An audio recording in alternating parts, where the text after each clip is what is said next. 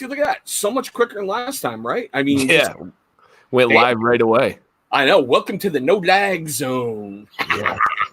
Long time viewer, first time participator. Right. I know. That's why I said I had to have you back again, but your first time in the no lag zone. I like it. I like it. How's the new computer working out for you? Oh my God, I love it. It is so freaky. You know, like under the old setup that I had, I'd upload like a 8-minute video, hour and a half. Now it's done in like 30 seconds, and I'm just okay, you know. Yeah, that's wonderful. Because it can take some time. Yeah, just being able to do this. Cool. Now we got viewers. All right, let's start. Hey guys, it's Tuesday. You know what that means? It's time to have a great show.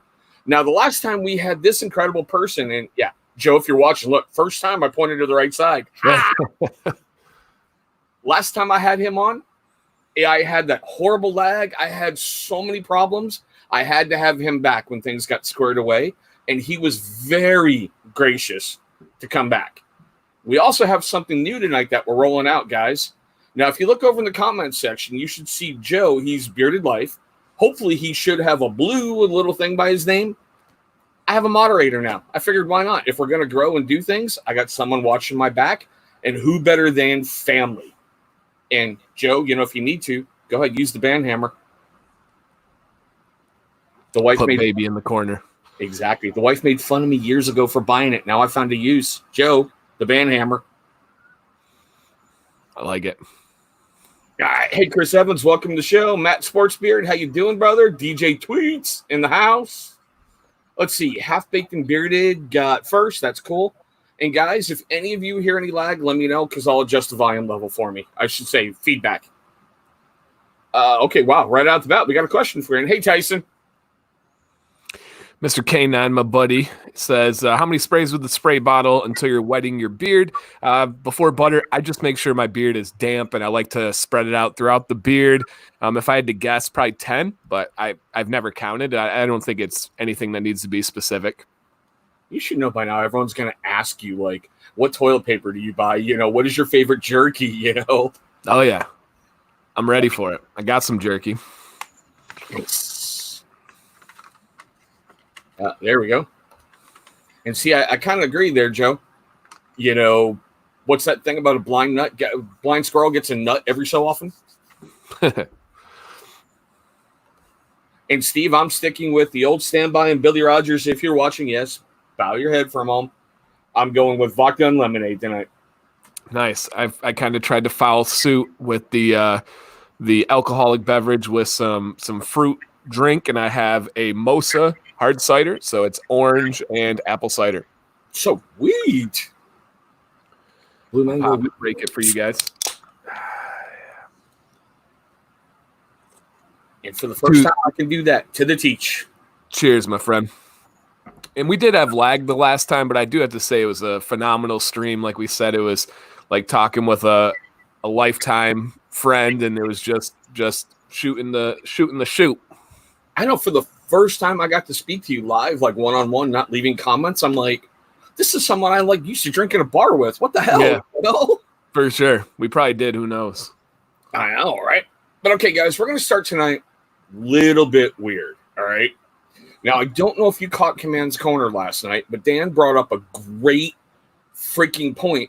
And now that I got him away from the corner, he can drink. And, you know, if he wants to cuss, he can cuss. You know, he brought up this great point. There's a whole bunch of people who are thinking they're YouTube famous because they just got over 100 subscribers. In the back of my mind, I'm thinking that's cool. You just earned your name. You know? And I love the fact he brought up, don't copy anybody. Be you. Give me something from your perspective. And I'm going to highlight Carlisle Beards.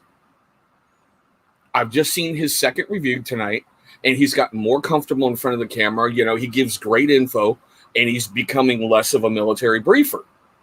And yes, for the record, I did Instagram conference him over the weekend. I'm like, dude, awesome. I love what you're doing. Now just calm down.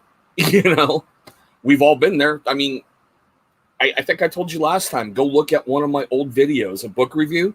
It was bullet point, 2.5 video. Yeah. You know? Hey, Gary Lewis, how you doing? Drew's Nitro Shop, welcome. Hey, Chef. And Fellas. Billy, I thought you were going to say that. Cool, brother. Can't resist, man. Every time I drink it, I got to think of you, my brother. I have to. But I just love that advice about just be you. And it's comical. I reached out to another person and went, look, it looks from all points and angles, you're trying to copy this one. And it was very funny, the exact opposite reaction. Yeah, absolutely. And when you said bullet points, when I started, I used to do bullet points. I would, on my tripod on my kitchen table, I would tape a piece of paper that had bullet points right below the camera because I didn't want to look too far off. Yeah. But it was right there. So I did the same thing. And yeah, man, it's obviously not an original idea by me. I'm not the first person that says be yourself. Pretty much everybody that's been, there you go. Everybody that's been any amount of success has said the same thing, but it's so very true. To do your own thing, carve out your own path. It's really important. And I kind of talked about it last night, but Joe Rogan really kind of sparked and was like, yeah, that makes a lot of sense. And he said, when most comedians are starting out, they mimic other comedians. You get nervous on stage. You're used to like beloving these comedians, and you just find yourself saying things they do, delivering words in the way they do. And he says it takes a while to find yourself. And I think the same thing happens on YouTube for any type of content, not just Beard World. So it's like you got to find out who you are, but at the same time, be comfortable with who you are on camera. There's a whole lot going on there. Yeah, and you know, that's an incredible point. And I hate pointing fingers at it, but if you go look at like my first 20 or 30 videos, you can almost hear that discomfort level in my voice and that awkwardness. And the best advice I ever got from someone is, dude, I've seen you in live streams. You're a hell of a lot different than your YouTube videos. Let you come out. And then it was like, all right, cool. So I started taking different chances, started doing different things. And it was weird watching like maybe one subscriber a month. Then it started to climb when, you know, I was able to come out. Yeah, no doubt. Yeah, it's definitely a skill. When I started my channel, it was 2 years ago. So I'd already been teaching for 8 years, coaching for like 12 at the time. So I was well-versed in talking to people and motivating people and delivering a message and teaching, right? That's what I do on my channel. But it still took that getting used to not have the feedback, not have people looking at you and nodding their head or laughing. And so that took some time. And when I first started, I thought the way to do that was to be like somber and quiet and almost like act like kind of down and low. And I just didn't really know how to be. And my wife would be in the other room. So I was like, I can't be too animated. I can't be myself because I think she'll be judging me and maybe like laughing in the back of her mind. So I got to kind of just talk to the camera like this. And then like when I realized she was the one encouraging me, you just let all the reins down. You become yourself. Yeah, and I guess there's a question for you, Dan. He's going to go 1 month with no beard oil to give his skin a break. Any thoughts on that? Do whatever you want to do. I think he's exploring it to see what works for him. I know what mine feels like if I go a day without it. And at this length of beard and at this density of beard, it's not a good idea for me. There's no health benefits in that. My sebum level cannot keep up. The sebaceous glands cannot keep up with this hair. It's just a biological fact. So for me personally, it would not be a good idea. But if somebody wants to experiment and somebody wants to go try something different to see, hey, maybe there's some angle I have, awesome. And like we talked about, originality, cool. Do your thing, player. And Vinny P, welcome, Hope. You know, you're always welcome here. You know, I got much love for you, brother. Hey, Vinny. And Joe, I agree. I love that video that you did that you showed your complete setup of everything you had and how you made fun of your setup, because I could tell you kind of felt nervous about it, but it was neat seeing your angles and what you did. Yeah, for sure. For sure. And Steve, yeah, I mean, it's really funny. And, you know, I made this comment in Command's Corner last night about, yeah, you're trying to delete your old videos to hide the baby beard. Uh-huh. You know, and it's just weird watching you then and knowing, you know, how much knowledge you have. And it's like, look at that beard. I don't hear what he's saying. It's just, it's like there. Yeah, for sure. And Part of that was Sam likes that style. She prefers that more. So I kind of always kept it well trimmed and well maintained. And it was just practical. Another part was I was a teacher and I didn't really know where the limits were with a beard and being in a kind of professional environment. Yeah. So it took some confidence in kind of like secure footing, I guess, to push the limit and say, you know what, I'm still an amazing teacher. I'm still a professional. Challenge me. Tell me that this is unprofessional and let's see where it goes. And it hasn't happened. So there was a lot of reasons why I kept it shorter at that time. And I will never go back to it, but but I'm not going to delete them. Yeah, there we go. Yep, I agree, Vinny P. You are your own man. Mm-hmm. We just love making fun of you because, dude, ever since I saw you turn sideways to walk through a door, I was done. Yeah. I was done. Oh, my God. All right. So for all you guys watching, I know you see that little scroll down below. I may not have much to offer as far as discount codes. There's 2 of them on there, and one of them is an affiliate, and that's with Chesapeake. I'm very honored to have it, you know. And yes, I do get a kickback on Chesapeake. It does help the channel, and it helps bring in more Chesapeake, to be honest. Gary, don't talk about my order history. I think the wife's watching downstairs. Don't do it. Drew says first videos cracked me up. Such a difference for sure. And I've always said the honesty was there. The content was there. I started with the carrier oils right away. I started with unique angles. Like we had talked about, one of my first reviews was Billy Jealousy. And I broke down the ingredients in Billy Jealousy and why it was so bad. And that was in my first week of reviewing. So it's what I've been doing has not changed at all. It's just the delivery. It's just the quality. It's just the scenery. Hey, Bearded Tap Matt, how you doing, brother? Like I said, Gary, shh. And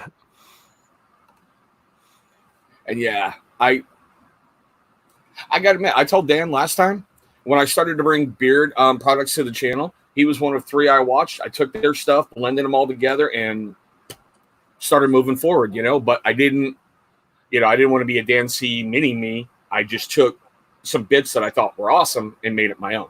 For sure. And Joe, absolutely, he reached out to me. I actually viewed most of Joe's Chronicle videos, at least his first couple, before they went live, and he wanted me to check them out.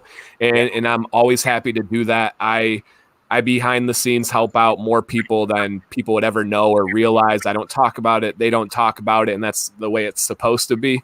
But I love anybody. And the reason why I say is anybody ever needs help, anybody needs advice, has a question. I don't know if I have the best answer, but I'll give my experience and my perspective on it. I love helping at any time with anyone. Right on, Jason. I was wondering who might pick up on that every so often.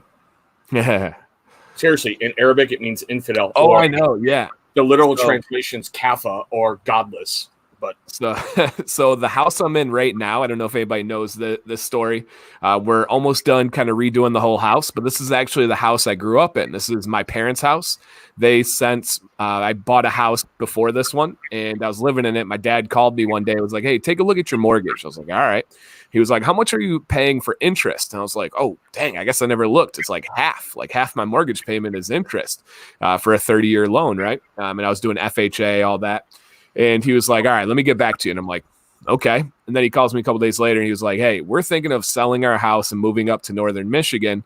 What do you think about selling yours, buying ours on a land contract for 0% interest? Wow. I was like, is that legal? He goes, yep, already met with the lawyer, have the paperwork all marked up. We'll give you the fair market price, won't try to do anything bad, and we'll go 0 interest. So I bought my parents' house, and we've been redoing it ever since. But our next door neighbor, who just recently moved to Texas, he moved to Houston. He was a Marine sniper, and one of the coolest things with being a history teacher is he has hooked me up very heavily with a lot of historical things. And one of my favorites is there's a book in Arabic, and it is from Saddam Hussein's house, one of his houses. So when they went in, I don't know if you remember when they went through and they raided all of his mansions when they were taking over the U.S. military forces, and especially the Marines.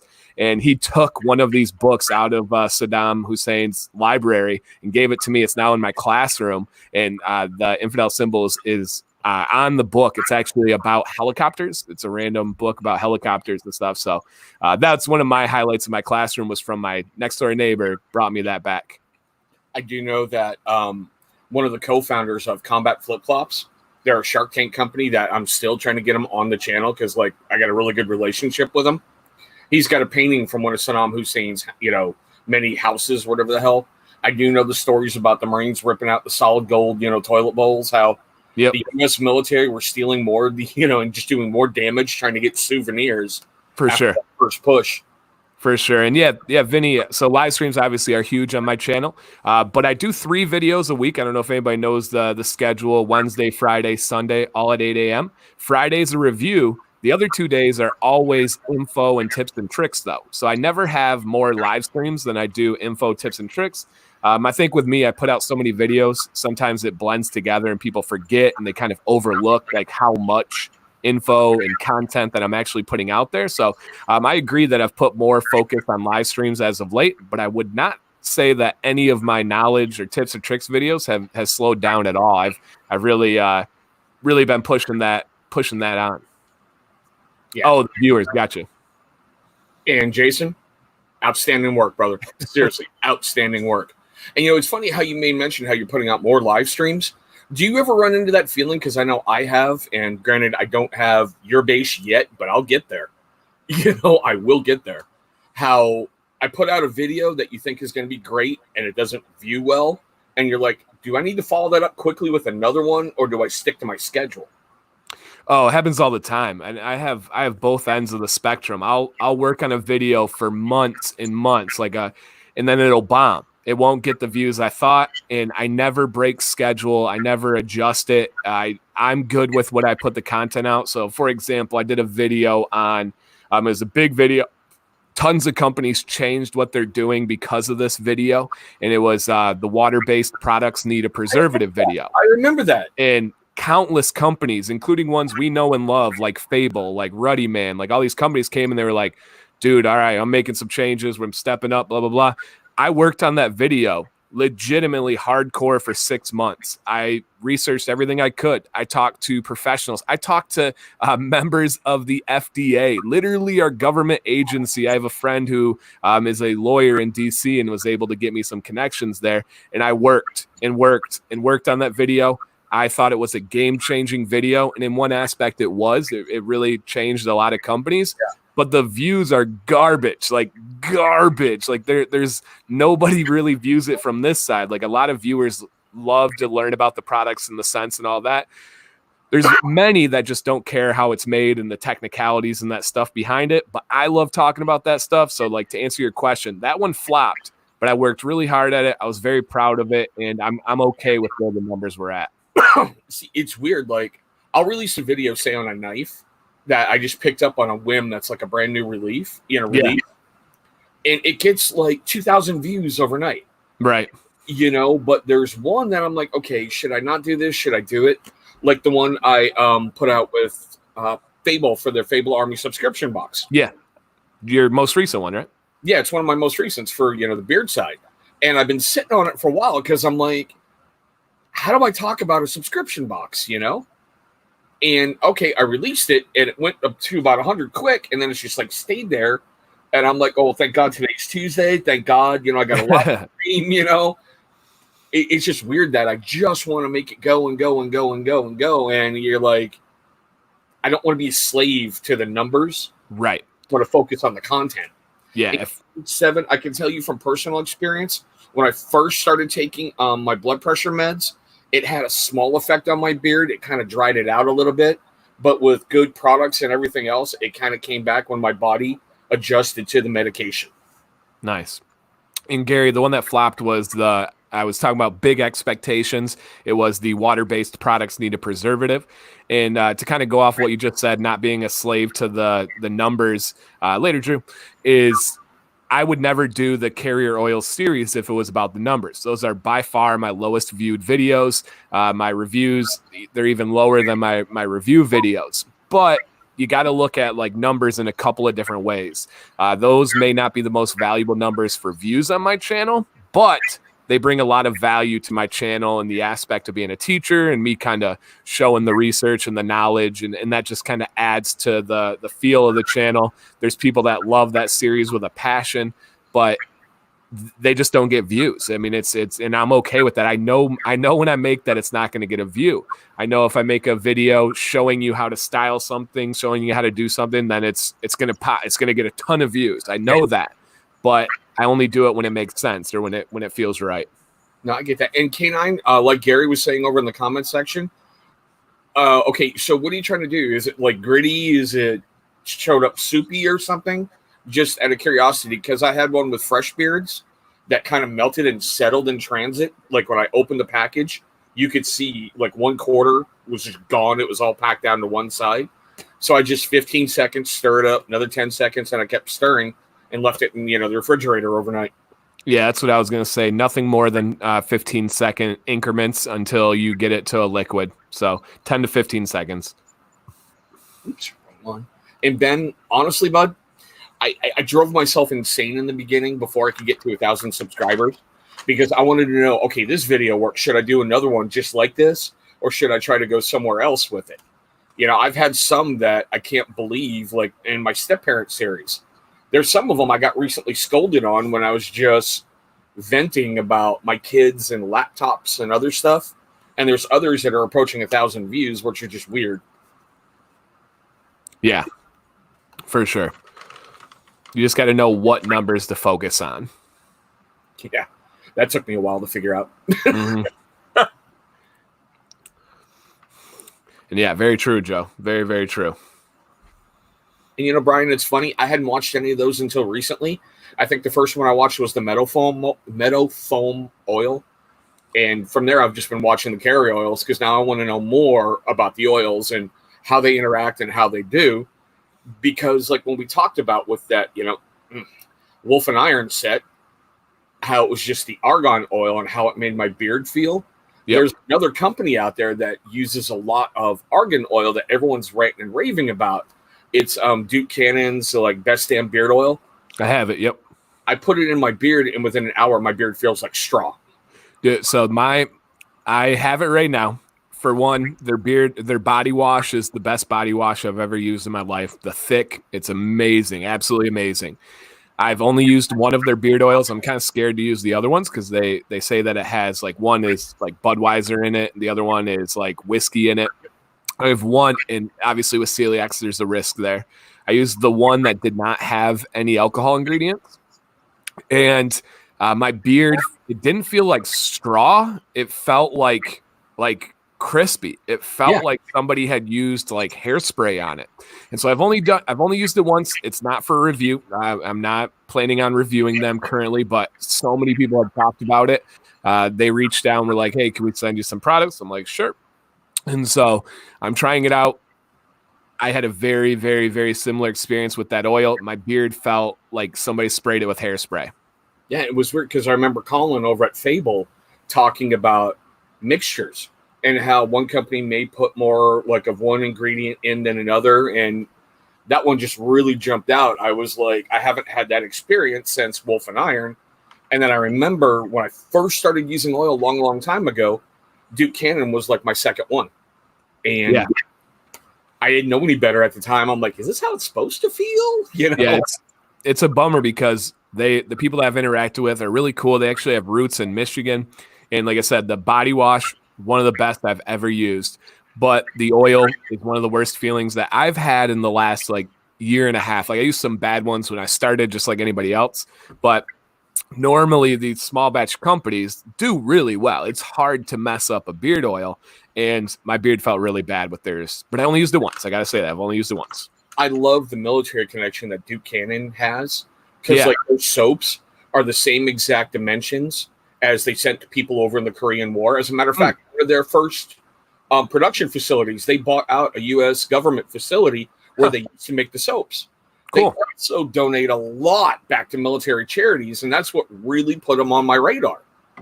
Yeah, I have one of their sanitizers that they donated out to military, to firefighters, to police officers, stuff. So, yeah, It's one of those things where it's like I really wanted to like their oil. I really wanted to like the price. Huge 3-ounce bottle, super classy looking, great labels.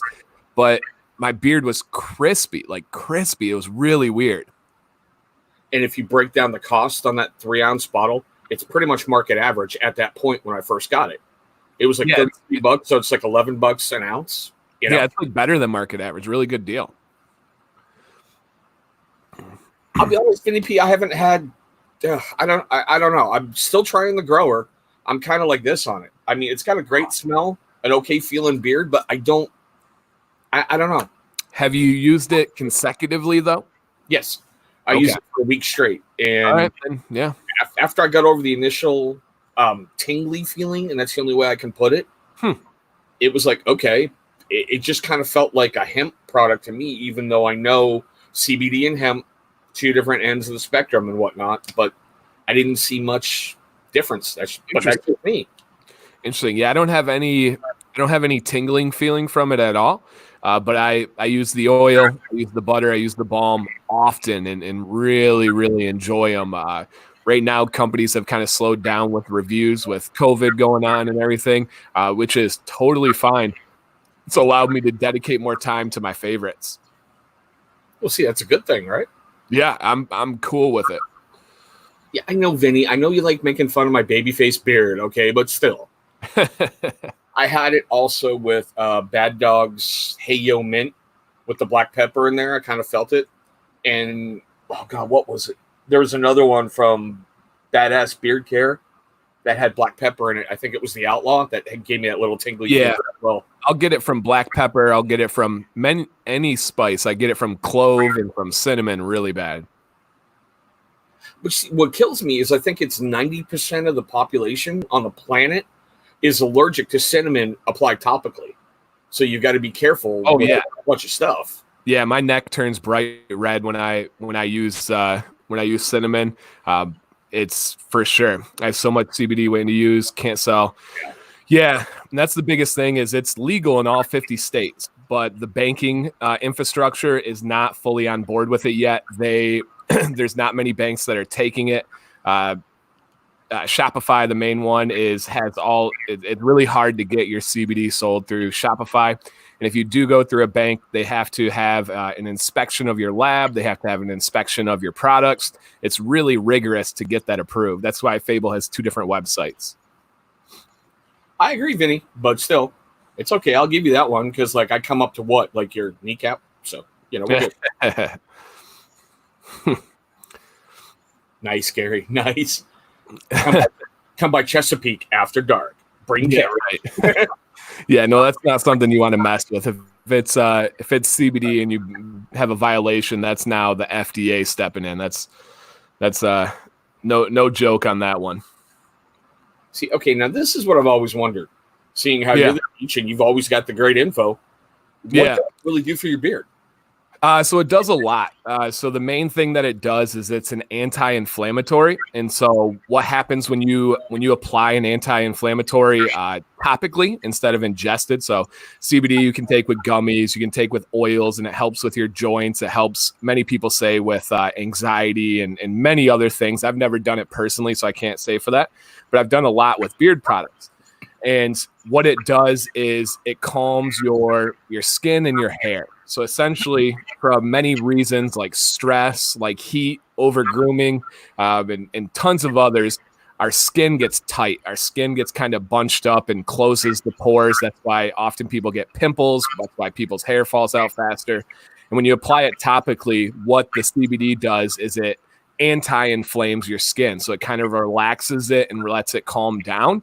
And your skin is inflamed, the blood is not getting to the surface where it needs to go. So when you get that calming down and the blood now is flowing back to the surface, flowing to the root of the hair, it's now going to pump in some life into the hair. It's going to help the growth process. So essentially it allows more blood flow to the surface of the skin, which is where we need it for hair. Good points, Bam. Welcome to the show. Bluegrass, welcome. And Matt, I did see that, but I got to tell you honestly, bro, like I told you in our video chat, I really doubt we're going to have a season because they're too far apart monetarily. And with everybody with COVID and everything, I don't think there's going to be seasons. I think this year is just a wash for everybody. I really do. Yeah, it's really sad. The the AD from Michigan came out and said that if there's no students on campus in the fall, there will be no football for Michigan no matter what. And so it's like, oh man, oh man, oh man. And I coach water polo, which is a varsity sport in Michigan in the fall. We start usually the second week of August. And this would be my first year since 2006. So we're talking 14 years, my first year in 14 years, where I would not be coaching in the fall, and that would be absolutely devastating to me. And I have seniors I have college on the line for water polo, who have all state. We have real hopes of winning a state championship this year. Man, I cannot imagine what it would be like. Oh, one for you. Oh, I'm loving that, man. Connor, he's gonna piece him up. It's going to be amazing. Everyone's going to talk about Usman's wrestling and Usman's ground and pound. Man, I'm ready for Connor. Never heard of the supplement K9, but so I can't speak on it. I have not heard of it either.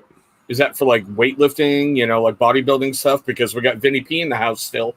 So there's a great thing that you can go to right there. Yeah, it looks familiar, but I can't think off the top of my head what it is or what it does. And Jason, I keep hearing about hockey wanting to restart, but they're so close to the playoffs. And after that long layoff, I really don't think those teams can really amp it up again and get back in that fighting spirit where they were right before the playoffs. That's just me. Hockey is a rhythmic kind of sport, and you can really feel when teams are building momentum and when they're driving and doing well, because you can just see them racking up point after point after point after point. And when you have that long layoff. Yep. Oh, it's like turmeric. Turmeric's wonderful. Oh, yeah. Hey, I take turmeric every day. In your coffee? Actually, in a pill internally. Okay. There's a guy, he's on the Joe Rogan show all the time, and he has a coffee that's based with turmeric. And Joe always corrects this. It's turmeric, right? Instead of, everyone says turmeric, but it's turmeric, I think. That's how you actually pronounce it. But there's a guy, somebody help me out there. He's like a surfer, like just a wild man. And Joe Rogan loves his coffee with turmeric in it. Yeah, I've been doing a lot of Joe Rogan podcasts recently, which is just weird. It's amazing to see who he's interviewed and how he's gotten some real badasses on there. Well, he's not the original guy. There's a very small amount of guys who were doing podcasts before him. He actually had the Podfather on his podcast. But Joe has been the most consistent. He's done it for more than 11 years, and he's a great conversationalist. He brings on only people he wants to, and I love that. He doesn't let anybody say you should have this person. He just brings on who he wants to, and it's amazing. If you guys didn't watch, I don't care if you hate him, go watch the Kevin Hart interview. Oh yeah. Man, he crushes it on so many relatable topics. You would be surprised if you're like, oh, I don't like Kevin Hart. He's corny. Go watch that Joe Rogan interview. Either of them. He's done 2 now. Seriously inspirational. The ones I've been watching recently are dealing with more military related, like Jocko Willink, who is this, just motivated like you wouldn't even believe, dude. And Andy Stumpf. Both of them were on a team together. And I love Jocko's thing where he's up at 4 a.m. every day just powerlifting, Jocko's a maniac. His Instagram is wild when he's posting the time. You probably like David Goggins too. Look him up, yeah. Yeah. Do you not know who he is? No, not a fan, but I'll look him up. Oh yeah, you'll fall in love with David Goggins. That's right. Okay. Yeah, but it kills me like watching him interact with some of these guys. Like, I didn't know Andy Stumpf was one of the guys that freed Jessica Lynch way back when, and how he's talking about Jessica and everything, how she was paraded out as, a heroine and, all this other crap. And he's like, there's no way she could have given those interviews, just talking about everything. And it's like, wow. For sure. And Steve says, Bulletproof Coffee. I don't know the company. I just thought of the guy's name, though. Laird. His last name's Laird. Oh man, I'm forgetting his first name right now, but something Laird. Bobby Laird? No. Come on, guys. Oh, something Laird. Hey, Rob K, how you doing, brother? Hey, Rob. No dial-up. Yeah, David Goggins, the maniac. Essentially, he was a chubby kid, wasn't doing much in life, and just essentially told himself, I'm going to become a monster. And just started running and running and running. Vinny P, that's what I take daily, brother. It really does great to help keep asthma problems under control in certain points of the year. That's good. Nick asked a question about would you receive beard butter that's pure liquid, and this is going to happen. This is summer. I mean, it's not going to go away. That's one part of the shipping problems. That's why some companies don't ship butter during the warm months. Essentially, you're going to want to try and microwave it, or you can do a double pot boil. You want to get it to a liquid state and then get it cold as quickly as you can. So throw it in the fridge or throw it in the freezer. Or short circuit everything. Go over to readymangrooming.com, I believe it is, and buy his liquid butter. It has all the benefits of, whipped butter or whatever, poured butter. Almost. Liquid form. Yeah, almost. It is removed some of the benefits with those long chain fatty acids, but it's still good. Still really good stuff. Laird Hamilton, that's who it is. And it comes in a sriracha bottle looking thing too, which is I love that.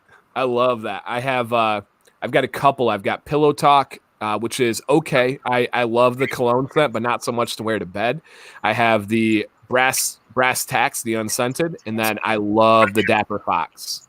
See, I haven't got that one yet, but I've got Moscow Morning, which was like a seasonal one. Yeah. He calls it Moscow. I'm like, it's sweet tea from the South, Jimmy. What the heck, He was going for the mule, right? Moscow Mule. Yeah, he was, but it's sweet tea. Yeah, I've got that in oil. Corner Pocket's awesome. Price Pie is awesome. I regret saying I didn't try him forever and a day. And then he had that killer sale, and I'm like, all right, time to stock up. Yeah, that is a great quote. Don't be a part of society's lag, for sure, man.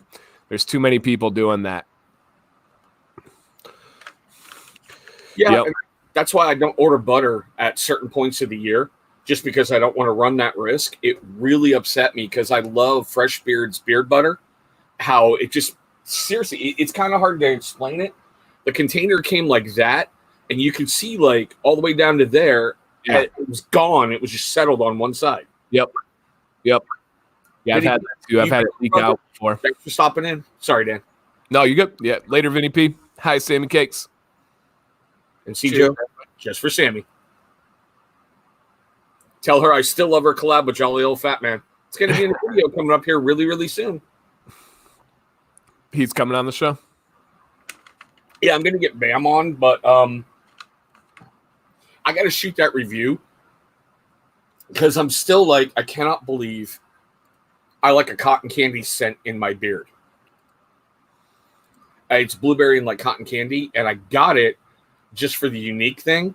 Yeah. After I tried it, Joe's in the chat. He'll put it up real quick. I called him and went, God damn it, tell Sammy Cakes I'm pissed. That stuff is awesome.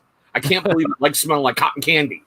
Yeah, that's wild. That's not something I would ever think that I would want in my beard, but like you said, it seems like it would have a way of surprising you. Oh, it does. It really, truly does. And Bobby, I haven't tried Boker knives yet. Price range for what I'm trying to do for my affordable series, I haven't found one that really fits in there that I like, but I'm planning on bringing one of them to the channel when I can find one within a price point. Yeah, man, you make great stuff, brother. You really do. And remember, you're not going to get booted on this show by a prancing unicorn. Oh, wait, I made him a moderator. You might get booted. Just saying.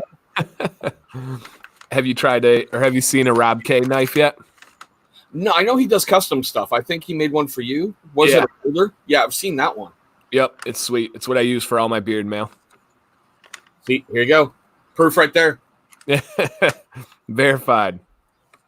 And what killed me is she climbed in a live stream I was doing that very night, and she's like, what's wrong with my collaboration? I'm like, nothing, Sammy, nothing. Easy, Tiger. Hey, Bitter Nick, man, how you doing?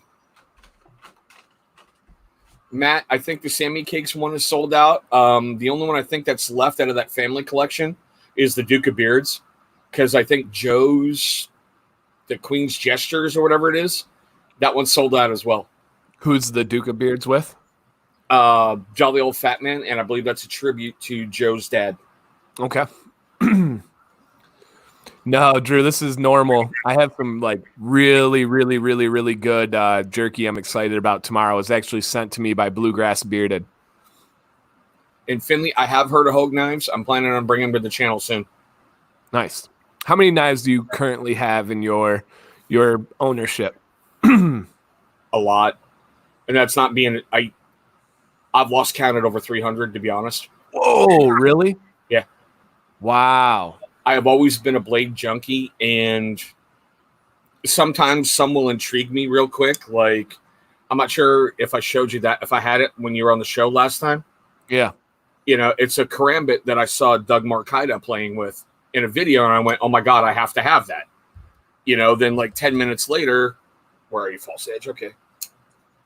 I had to go out and buy that one because it's a new one by CRKT's Forged by War series.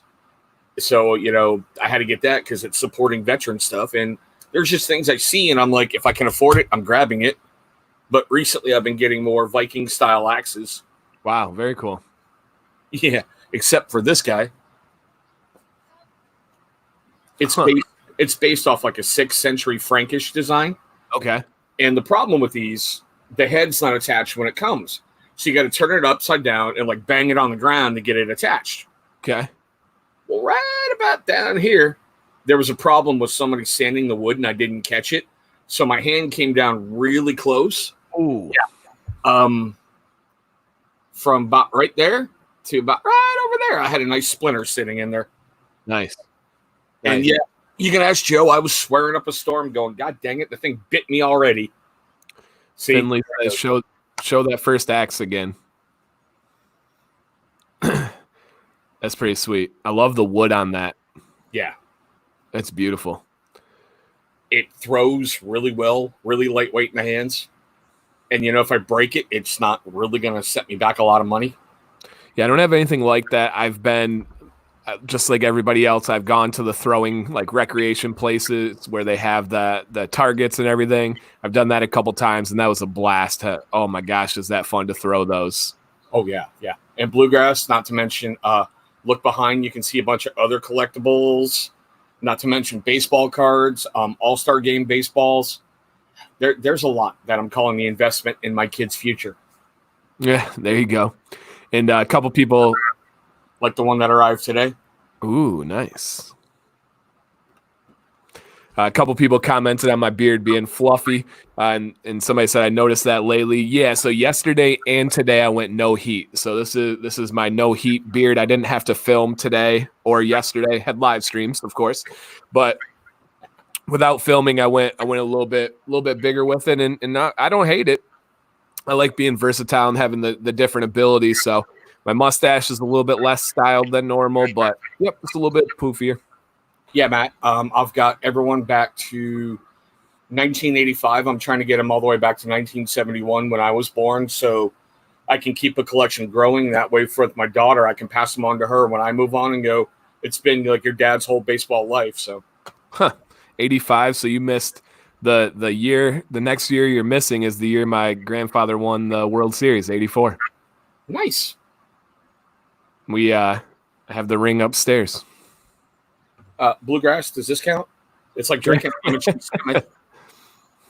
same calorie intake.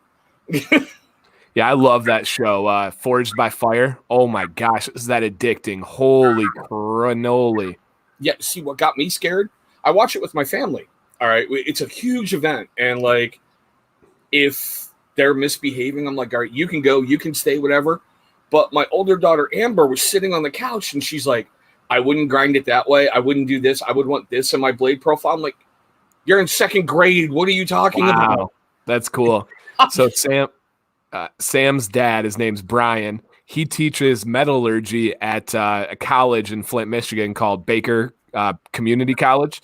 And he teaches metalworking, and he makes blades. That he like assigns that show for homework and everything.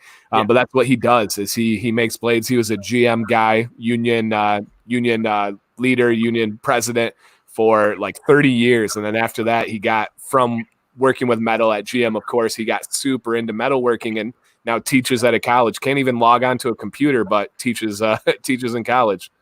Yeah. See, I was gonna be taking some blacksmithing courses. I found a blacksmith that I could go apprentice with to learn how to make weapons. Yeah. And COVID hit, and I'm like, yeah, great, thanks. Kill Right. that for another couple months, you know. So how's that work? Do you have to pay for that, or is he just taking you under his wing? Luckily, I know the person, Wow. so I'm just like, look, you want to show me something? And they was like, well, until you get somewhat decent, you're not bringing your camera around to film anything. Yeah. I'm like, but come on, that's part of the fun, seeing how bad I screw things up in the beginning, Right. That's cool. And Steve, if you were carving those, you really should. Those are priceless works of art, to be honest, bud. Oh yeah, when they fold the metal and it has the different grooves in it, and they like polish it with the oil on the end and stuff. Oh gosh, it's so beautiful. And Half Baked Brother, if I wasn't living in an apartment, I'd be having stuff set up in my backyard too. Trust me on that one. Yeah, that's really cool. All right, where'd that go? I just saw one. Yeah, Rob K is really the only knife I have. I have a couple like cheap pocket knives that I bought when I was like a teenager, but it's something that I've definitely admired from afar, and I love watching your videos on them. Like I said, I love Forged in Fire. It's phenomenal show, phenomenal hobby, and yeah, I love how you break them down. There's many things that I love with you. I admire you on a bunch of things. First and foremost is your military background. Being a history teacher, I have zero experience. I don't know anything about being there. I don't know anything about the military. I know about teaching appreciation for it and teaching lessons from it. And so to hear your stories and how you connect with other vets is phenomenal. I also admire you for how you approach being a stepfather and talking about your children and the different situations there and the challenges with it. So I've, for a long time, for many different things outside of beards and outside of any of this, I've admired you for those. Well, thank you. Seriously, thank you. Yeah, absolutely. I've said it before, and I know I said it in one of my videos, but I always felt I wasn't a man until I became a father. Yeah. And it's really strange. My son and I, we did not get along at first. We both hated each other. And now How old was he? 2 years and 2 months. Okay. And he, like I've said in other videos, he had a lot of issues. And I don't know if I told you this last time, so forgive me if I did, but other people will hear it tonight. Fire away. When I first met him, he thought he was funny. He turned around and punched my better half in her stomach. Oh yeah. And she doubled over and was on the ground. She got back up, was going to say something to him again, and he drew back to hit her, and that's when I stepped in. I'm just like, yeah, no. And bam, I love that freaking blade that you showed me, brother. Yeah, it's important to understand kids know when they're doing wrong, and they want to be told what's right. They want to be put in their place. They want to learn lessons. They'll act out to get that correction, right? It's the same thing at school. Kids will lie, they'll cheat, they'll steal, they do all these things. They know they're doing that wrong. There's teachers, there's parents that avoid confrontation, that avoid doing the right thing because they don't want to deal with it. You got to understand that kid knows they're wrong, and then they need to have that correction no matter what. See, I worried, like with him, that he was acting out like this just to get that attention, even though he was getting some positive affirmation all the time. And until we had like a breakthrough with him, I was seriously sitting and going, God, what do I do next? Because I'm way old school. I was raised like, oh, you're acting out, knock it off. Same. Oh, you get bad grades, knock it off. Same. And I struggle with that with my own kids. I've talked about, I think, once before, but that's something that I really struggle with, right? If I acted out, it was an easy backhand to the back of my head, hard, and I felt it. I mean, it didn't knock me out, didn't do anything abusive or crazy, but I was good. I've had the belt. I've had many situations that most of us have, but times are different now. But then I'm like, should they be, right? I turned out pretty okay. If my son turned out like me, or better, I would be very happy. Yeah. And then you walk that balance of how much is too much, how much you got to show love. It's being a parent's just an interesting struggle and balance and all of the above. And Drew, I don't know if you're still in here, brother. Like I said, you need to talk. You got my number. You call. Yep. Drew's a vet. I don't know if you knew that. And he is one of like about 5 or 8 different people I call every couple days just to make sure they're doing okay. Good. Yeah, I talk to Drew every single day. Me and Drew, yep, on a daily basis. I'm not a phone guy. I'll be fully open there. I don't really talk on the phone to anybody. It's pretty rare for me, mostly because my life is crazy. I have a 4-month-old, a 3-year-old, a 5-year-old, and I'm teaching. I'm keeping up with content. If I had cell service in my studio, it would be much different because this is my peaceful place, but I don't really get cell service down here. So I'm just not much of a phone guy. Now, there's some things like even with Andrew over at Carlisle Beards, I talked to him too. And it really killed me. And this is why, like with vets, I want to talk to them as much as I appreciate everything you do with Instagram, because there's some things only vets can say to vets, and it really doesn't translate when you're typing it out. Absolutely. It's hard to say that. Like when Andrew was in a lot of my live feeds and he just vanished. I'm thinking to myself, please tell me you didn't become one of the 22. Do you know what that is? Suicide, right? Yes. Yeah, I know the foundation for 22. Forgive me, what's the name of the foundation? There's a whole bunch. There's like 22kill.com, Till Valhalla, StopSoldierSuicide.org. There's a lot of stuff out there, and I'm grateful for everything everyone's doing. Like with my channel and my personal side, I support Stop Soldier Suicide a lot. I worked with another one, and it was none of those. Gary's worked with them too, so I know he Cause 22 is that, or Mission 22? That's what it is. Yeah, okay. Thank you, Jason. Mission 22. I've worked with them on several occasions. Yeah, so like when Andrew disappeared, I got on Instagram, quick, called him out. I'm like, what's going on? I'm like, okay, you're having troubles. Great. What are we gonna do? I would not let him get off the phone until we had, like a battle plan going on. And like Drew's Nitro Shout, we talked like the day before Memorial Day because somebody was doing stolen valor around him, and you could just see his anger level rising. And it's like, well, I'm glad you reached out. I'm glad you're not did something stupid. Right. Yeah. No. And I do Instagram calls. Sunday night, I talked for like almost 2 hours with John, the Flying Beardsman. He's actually live right now. Great dude, fellow teacher. He's doing a charity stream for autism and for one other cause. I forget the other cause, and I was helping him plan that out and giving him advice on his channel and stuff. And we sat video. I had a drink and had some snacks and talked for like 2 hours. So I'll do Instagram video. I just don't. My like phone isn't very practical for me for like the traditional phone call. Nice. Now, seeing how we're coming up on an hour mark, do you have more time to give, or are we going to cut an hour? Brother, I got all night, man. Just wanted to make sure. Yep. Now, seeing how we're talking about time, Mr. Command, do you know what time it is? Ooh. Is it a giveaway time? Do we know what time it is, people? Come on. I want to hear those magic words. You want me to hit it? Hit it, man. Giveaway time. That's right. Now, guys, hey, I should have been recording that. I swear to God, next time I'm going to do a giveaway, we're just going to roll that footage. It'll be here. Commission for you. Yeah. Seeing how my fee. Oh, hey, as long as it's affordable. Seeing how I hit 3,000 subscribers last week at some point. Yeah, trust me. Right after your video. I know, right? You were like, I'm about to hit 3,000. I opened your video up. I was one of the first comments, and you were at 3,000. Yeah. I put out a thing on Instagram asking if anyone would like to, contribute a giveaway. And one company responded. Now, I'd never really heard of this company. I didn't even know they were following me on Instagram. And they got a hold of me real quick. And they were like, yeah, so we're going to give away a 1-ounce oil and kind of like a sample size balm of theirs. And the company is John T. Baptist. Okay.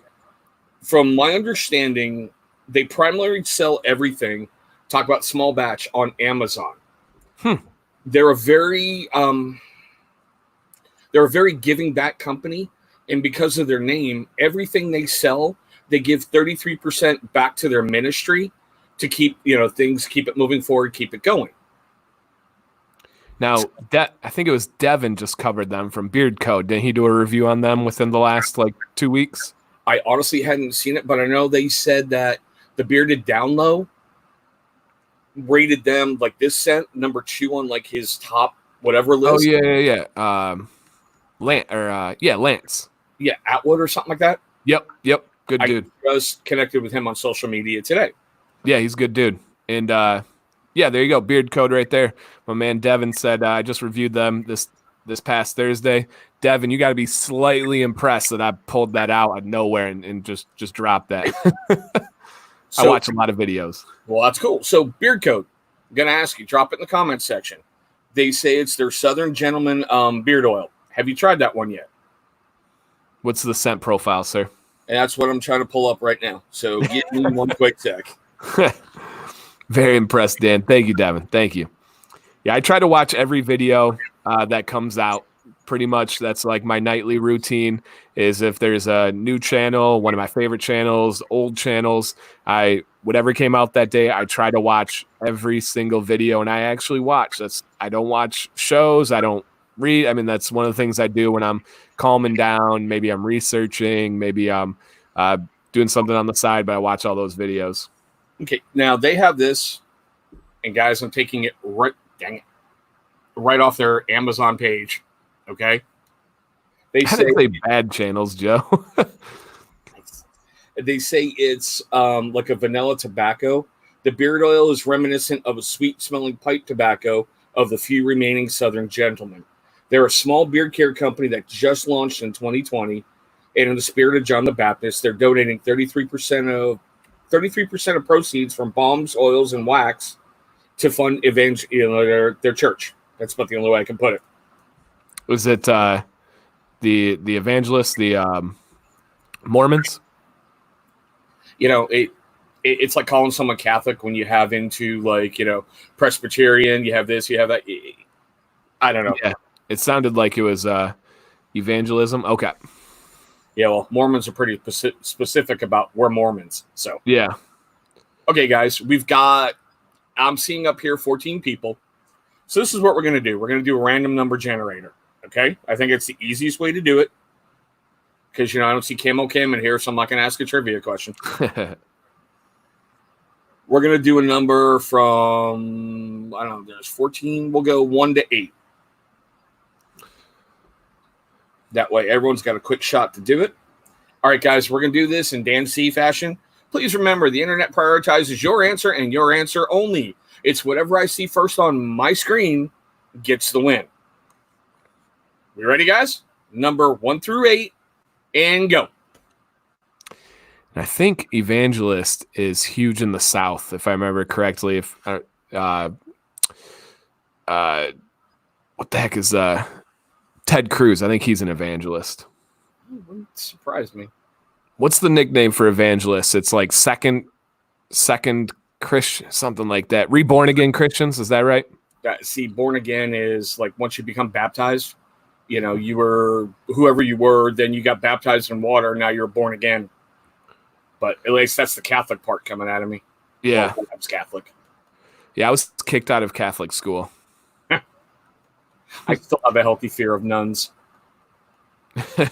No, I literally was removed. I had to go to public school. In elementary school, I got kicked out in 4th grade. Guys, guess again, because like I think you've hit every number but the one. So guess again. Very Southern evangelical is the denomination. That's what I thought. I think it's called Born Again Christians. And no, televangelists, no, Bobby, no. All right, and I'm pretty sure Ted Cruz is. Beard Code, guess what? Now you get to try it. Yeah, that's right. Now you get to try it. You're the first one I saw. You got it, brother.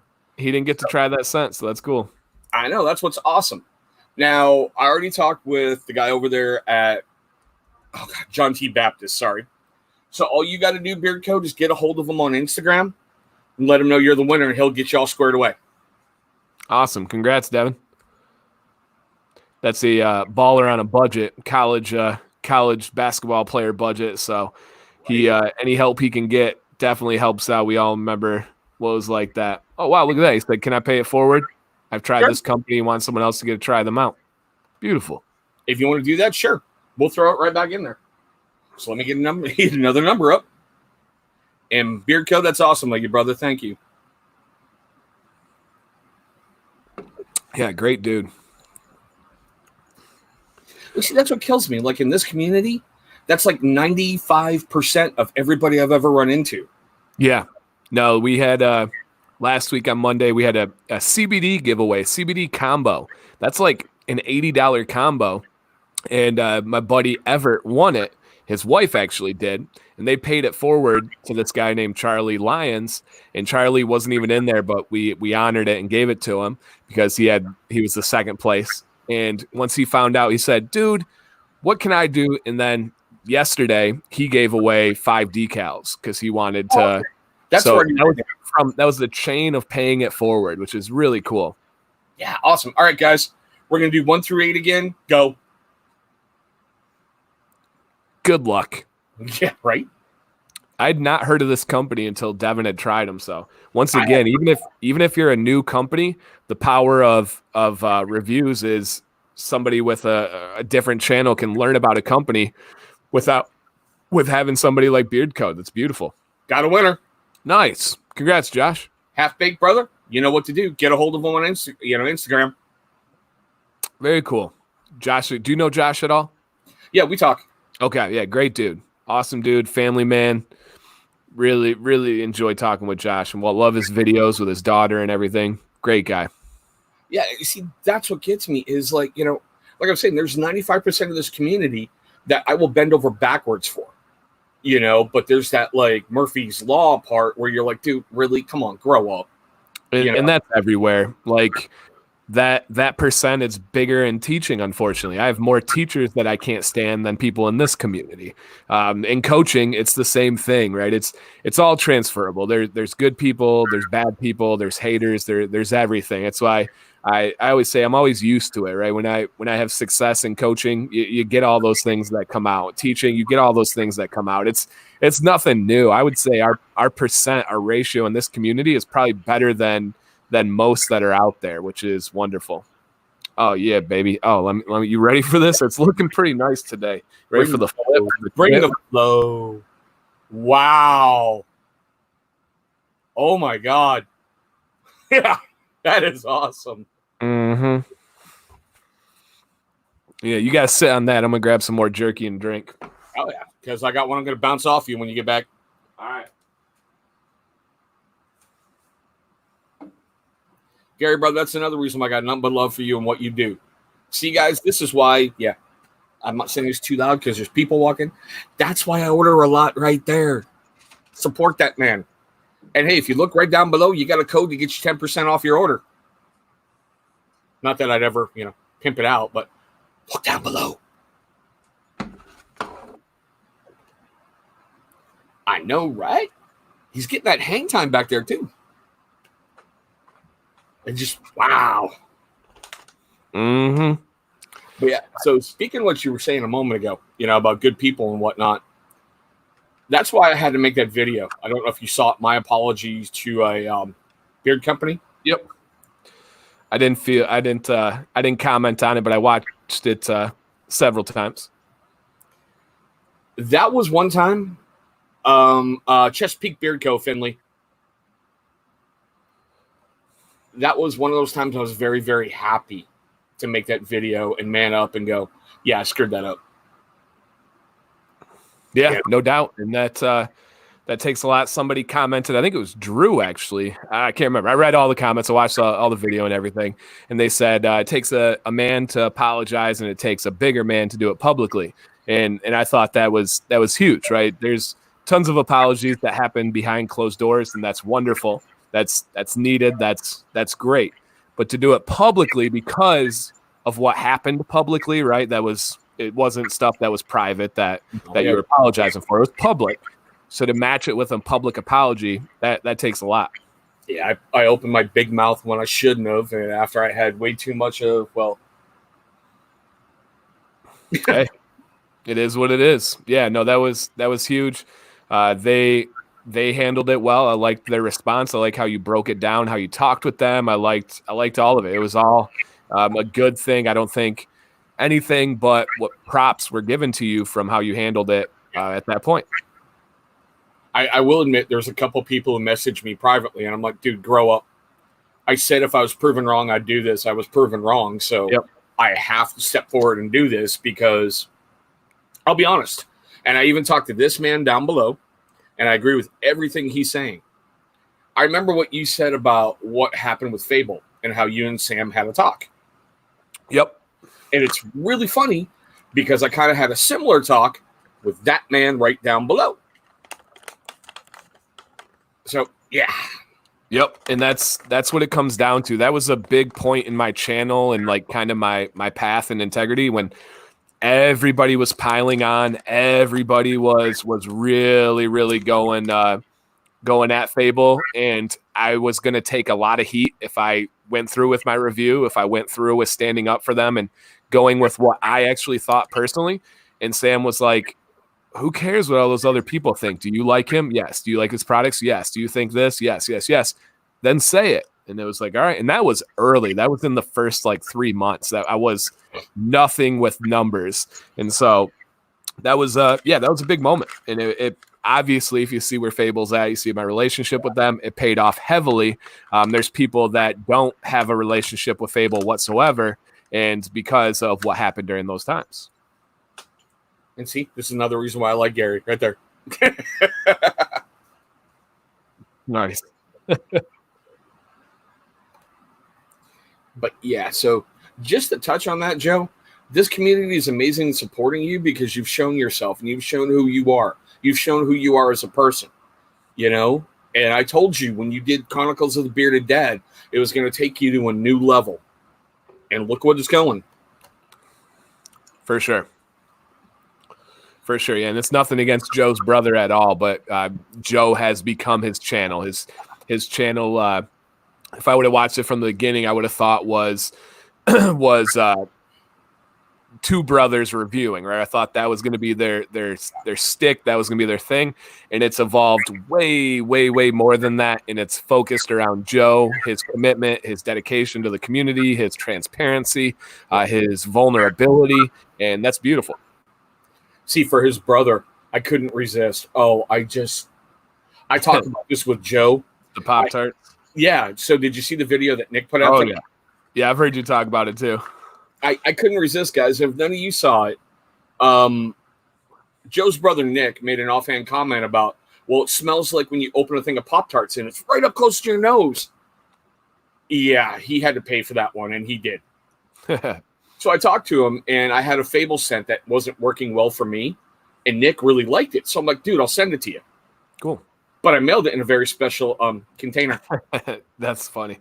And guys, I wrapped the oil in some bubble wrap, tossed it in a bag, and filled the bag full of Pop-Tart wrappers. Love it. I got to show my second drink. So my first one is Star Cut Ciders, which is a brewery in Michigan called Shorts. If anybody's familiar with Shorts, they're pretty popular. I only drink Michigan ciders. And the next one is from a brewery in Michigan called Blake's. And this one's pretty cool. It's called El Chavo. 6.5, good content level there. But the cider is Mango Habanero. Wow. Uh-huh. Okay. I'm going to let that breathe for a second. Mango habanero. It's spicy, literally spicy. See, I was about to make fun of you for doing that. Then I remember, oh, yeah, Walmart special. I'll just be quiet now. Yeah, Jason, you know, Shorts has some really popular. We have a couple big breweries like Founders and Bell's. Shorts is top 3 in Michigan. Yeah, dude, Mango Habanero. Matt, what? Oh yeah, I'm hoping Matt's going to be able to come up this summer and hang out in Michigan. I try to get as many people up here as I can. I really love New Holland. Jason, where are you out of, man? But I've had Gary in the studio. I've had Terry, the owner of Norseman. I've had Joe from Beard Octane. I've had Mike from Detroit Grooming. I've had Kyle and Joe. I've had who was Husky Beards? Husky, Ray, the owner of Husky. Yep. I know I'm missing some other ones. Rob K has been in the studio. So yeah, you've had some flat out legends. Oh, no doubt. I've been very fortunate to have that happen. My buddy Joshua Coburn, who just did the collab with Beard Octane. He's a motivational speaker. He's comes over all the time. He just moved to Iowa, so not so much anymore. But okay, so seeing how you mentioned that word collab, I wasn't sure if I was going to bring this up tonight. It's nothing on yours, so don't worry. As a matter of fact, you saw I did that review of Ginger Jamboree. I was like, God, I hope it's bad. God, I hope it's bad. I'm like, yeah. you know. But I know there's a lot of brand new YouTube reviewers going out there, and I know there's a lot of men's grooming companies coming out of the woodwork. For sure. I'll give you my feeling, and if you'd like to comment, you can. Sure. Just because, you know, the respect level. I used to look at collaborations as something that was huge for a YouTube reviewer. You know, it's like you've hit something, you know, this company wants to work with you, you know, you've got this great following. But now I'm seeing guys that are like, I've got 18 affiliate codes, 10 discount codes, and I have 4 collabs with a company, and they've got like 100 subscribers. And I'm like, what? Yeah, no, it's changed. There's no doubt. I've been in for almost 2 years now, and when I started, people don't like to think this or want to remember this because a lot of people weren't in this community back then. But there were a lot of guys. There were just as many reviewers, maybe even more. But most of them have not made it, and it's unfortunate. But many of the reviewers right now will not be here in 2 years. It's just kind of how the game works. Their life changes. They get married. They move. They get a new job. Life happens and they adjust. The ones that have really lasted since the start would be Scuba, of course, the godfather, the pioneer. Other than Beard Brand, Scuba is the first to really do it. Matt, Scott, myself. I don't know. I can't really think of anybody else that's been around for 2 years and really been doing it. I don't know if there's anybody you can think of. Mo, oh, he's maybe a year. He hasn't been around for 2. Yeah. So Mo is definitely newer in the game. He's established compared to a lot of the new guys, but I'm talking like the almost 2 years or 2 years plus. See, for those are the 4 I go to the most, you know, who you just named. Yeah. And so that's longevity. And back then the review thing was not really a big thing. And it wasn't just for like big guys. Scuba didn't have any collabs back then. And then I started to slowly trickle in. And I think what every company's hope is, right? My earliest reviews were with companies like Beard Octane. Joe started his company and my channel within the same week. We started literally that close together. He was one of my first reviews and we kind of grew together. I've helped him. He's helped me. He's given me advice and stuff on the channel. Literally, he's like changed my internet. Like he's helped me out. Nice. And I've obviously helped him and formulated things. And we've grown together and we had that early collab. I think most companies that are starting out, they want to find that person that they're going to grow with. So they offer a collab with a newer person and they're hoping that they go up through the ranks together because they feel like they're not going to reach me or they're not going to reach out to Matt or Scott. And a lot of times when a smaller company, they like to attach themselves with smaller reviewers. And that's just natural. That's just human nature and how it works, right? And they'll say, I like these smaller guys, but in all actuality, it's just they like the similarities. They like that comfort level.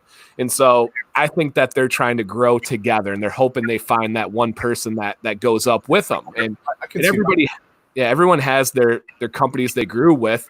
Like Matt has been growing with bigger companies. Matt from the beginning has loved Beard Brand and Live Bearded and has kind of grown with them. Scott has his other ones. He's been a huge Bad Dog fan and Damn Yankee and a couple other ones as they've grown. So I think that's what's going on. I think these companies are trying to find their person that they can grow with, but I don't know. See, okay, that makes sense because like to me, and this is just me, you know, I'm like, oh, that's cool. Like I said in the beginning, you've hit your 100. Now you're just getting your channel name. I'm like, stop acting like you've got 2 million subscribers and you've been doing this since day one. You know, it's like, find your heartbeat, find your pulse. Don't worry about all that other stuff. Get you moving forward, you know? Yeah, and that's where the game is kind of different right now. Because when I started 2 years ago or so, and it'll be July when it's 2 years to be specific for everyone. I'm not trying to sound like I've been around longer than I haven't. I believe it was July 12th was my first video. But around then, there really wasn't like a set playbook to watch. Scuba had his own entire thing. Matt had his own entire thing. Scott had his own entire thing. And it makes them do their own ways. And now people see these different people like Scott, like Matt, like Scuba, and they try to emulate that as like a playbook, you know? And so they think that's what is going to make it seem. So yeah, I mean, that kind of seems like what it is rather than, and like we comes back to just doing your own thing. You see, I think there's a good question from Gary right there. Dan, do you think some do it for clout, feel like reviewers want collabs to feel? Oh, absolutely. Yeah. And it's, myself included and anybody else. It's definitely a stroke of the ego. It's definitely something that people do for clout. And I don't think there's anything wrong with that. People, whether you're new, whether you're experienced, you work hard for it. And to have that kind of reflected and appreciated is something you like. Okay, well, I'll agree there. Quantity doesn't mean poor quality, because I'll admit, like in the beginning, I was churning out a lot of videos to try to find my footing. And now I've found a successful stuff that works for me, format that I'm changing recently. I've just dropped my opening music and titles, and here we go, right into it and seeing if that does something a little different. Yeah, and I agree with that 100%. And that's kind of like that Kevin Hart interview with Joe Rogan. Some people are just wired different, man. Yeah, definitely. Quantity does not mean poor quality. Some people will say that, right? I'm for quality over quantity. Well, there's some people that can do both. Joe Rogan does 4 podcasts a week.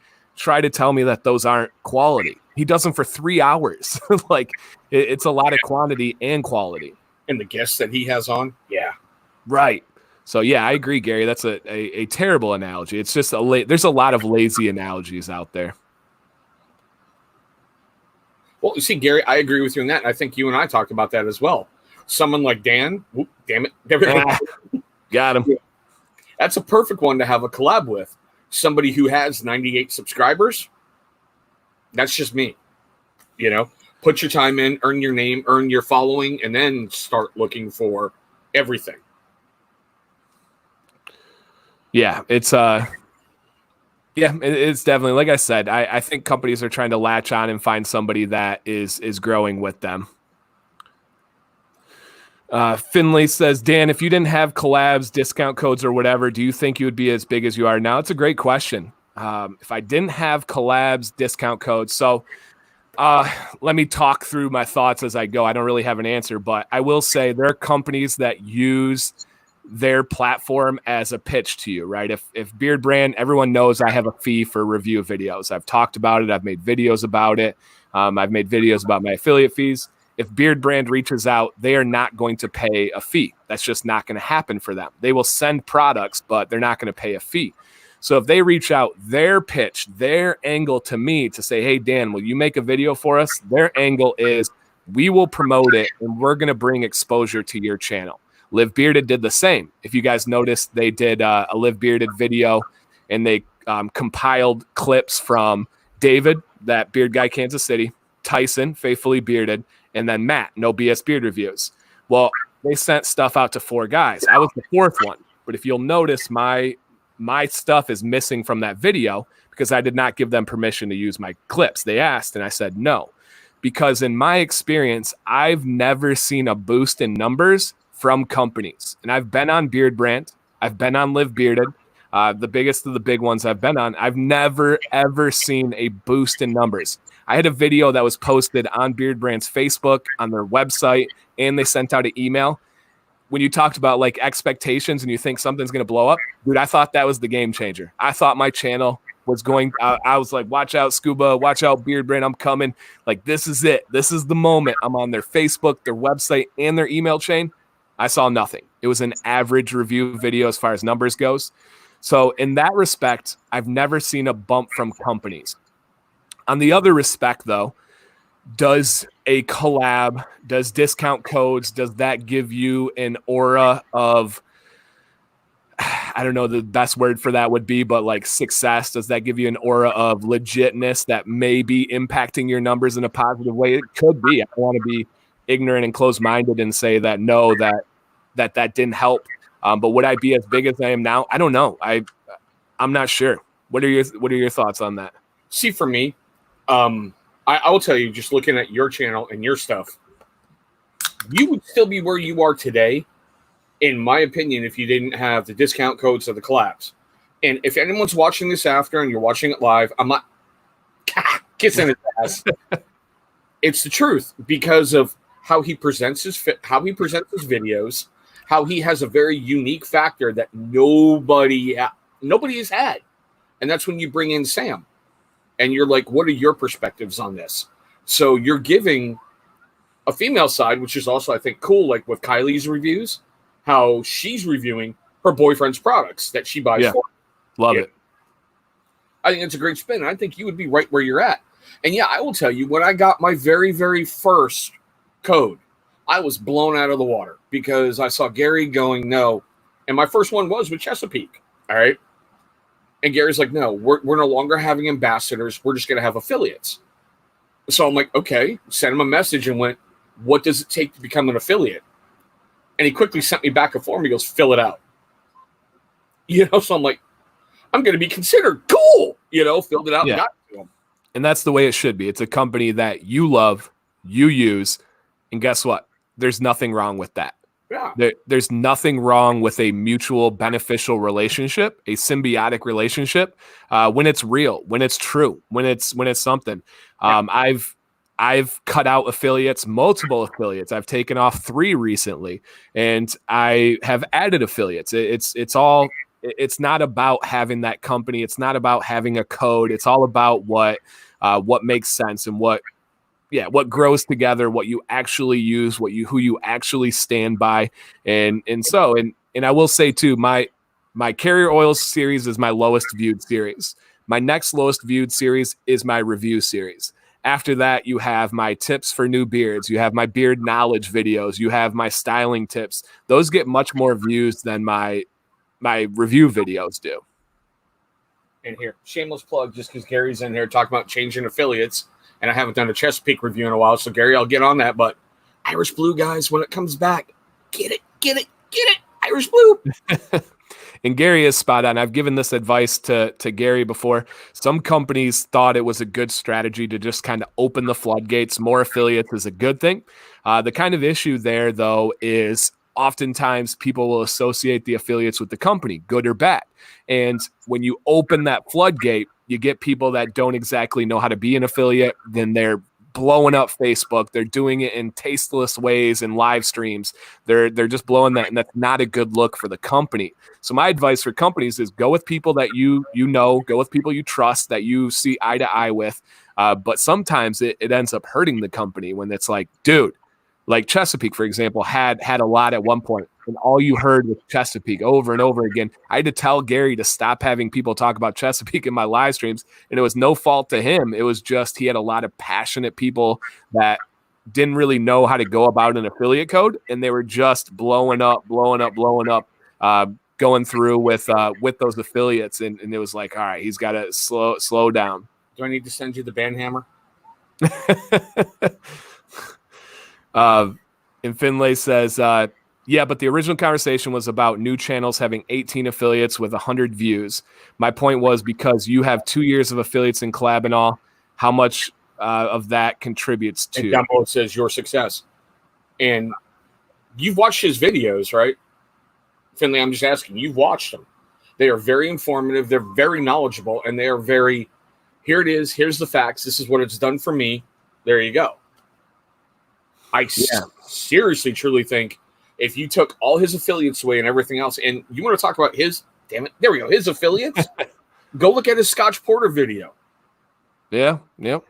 I'll be honest with you, straightforward honest. We had a private conversation where he was telling me what he was making off of that affiliate, and I'm not going to say, out of respect for him, but to have him come out with the new Scotch Porter stuff and give his honest opinion, and they were like, oh, hey, you're gone. I don't know if I could do that, Yeah, that one hurt. That one hurt majorly. It was a big a big shock. I knew it was not going to be good when I made the video, but I'll be honest, I didn't expect them to drop me completely. So that one caught me off guard, and I will give them respect. They did it on a phone call. They at least set up a phone call with me and let me know over voice that they were going to a new one. But so yeah. I'm not trying to be rude. I'm asking. So yeah. So Finley, I guess the way he would be saying there is did those affiliates, did those codes help you become bigger? I guess we'll see, right? Chris is talking about smaller channels getting these collabs, getting these codes and stuff. If they see a huge spike from it, we will know that increases your success. If it doesn't, if those people fade away, if they don't get bigger, I guess we'll see that it didn't make so much of a difference. And you see, for me, I think it's about, God, how can I put it? So if you're not out there looking for, say, like a piece of marble, all right, and you're not going to type in YouTube, like Hershey's candy bar and see my affiliate code for a piece of marble pop up. Right. It's just weird when you watch these youngsters' videos, and trust me, I am like no ancient person, who's been doing these things forever and giving out sage advice. Like, if you watch this video, I'm going to teach you how to go from 0 to 1 million subscribers overnight. No, but it's weird seeing people get those affiliate codes and they're like, man, look, Dan C, he ain't nothing just because he's my guest. I'm picking on him right now, guys. Right? Fire away. Watching these people do this. I know I've seen some videos where people are taking shots at you, and I'm like, oh my God. Matt, thanks for hanging out, my brother. And it's just weird. And I get the aspect of fake it till you make it. But if you don't have scuba numbers, don't act like you're scuba. Yeah. Yeah, and I'm not.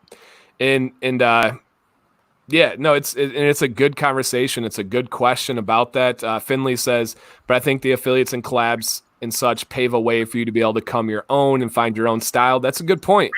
Maybe it gives you your confidence. Maybe it lets you become who you are. You can feel a little bit more secure being yourself.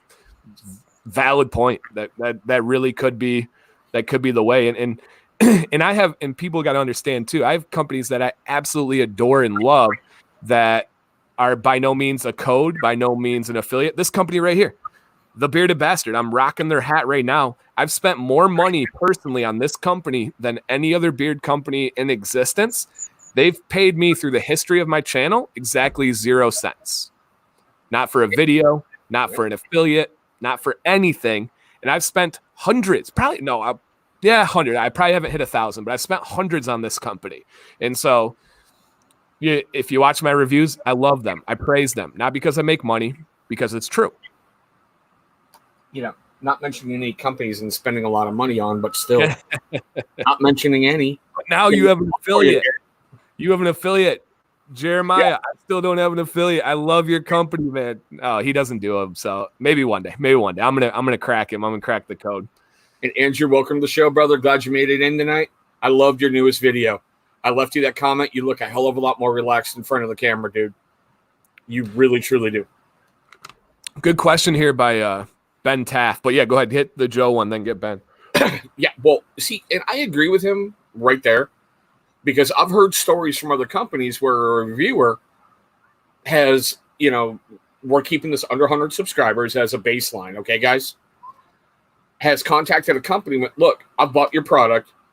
Give me a discount code that I can put in my video. And I'm like, earn it. Go earn it. You know? Hit Ben's comment. I think this piggybacks into my response to that perfectly. And he said, I've been struggling I take Dan's path of not asking companies for jack. And I know a bunch of other guys push stuff and reap the rewards. I just can't. So yeah, this has been me from day one and all the way till now. And I know both sides of it because I know owners really well. You can ask Gary Lewis in here. He doesn't need to get too specific, but Gary will tell you it is a relentless daily basis where reviewers, usually guys that have created a channel within a month because they're doing it for the wrong reasons. They're doing it to get free products. And they reach out to him and ask for stuff relentlessly.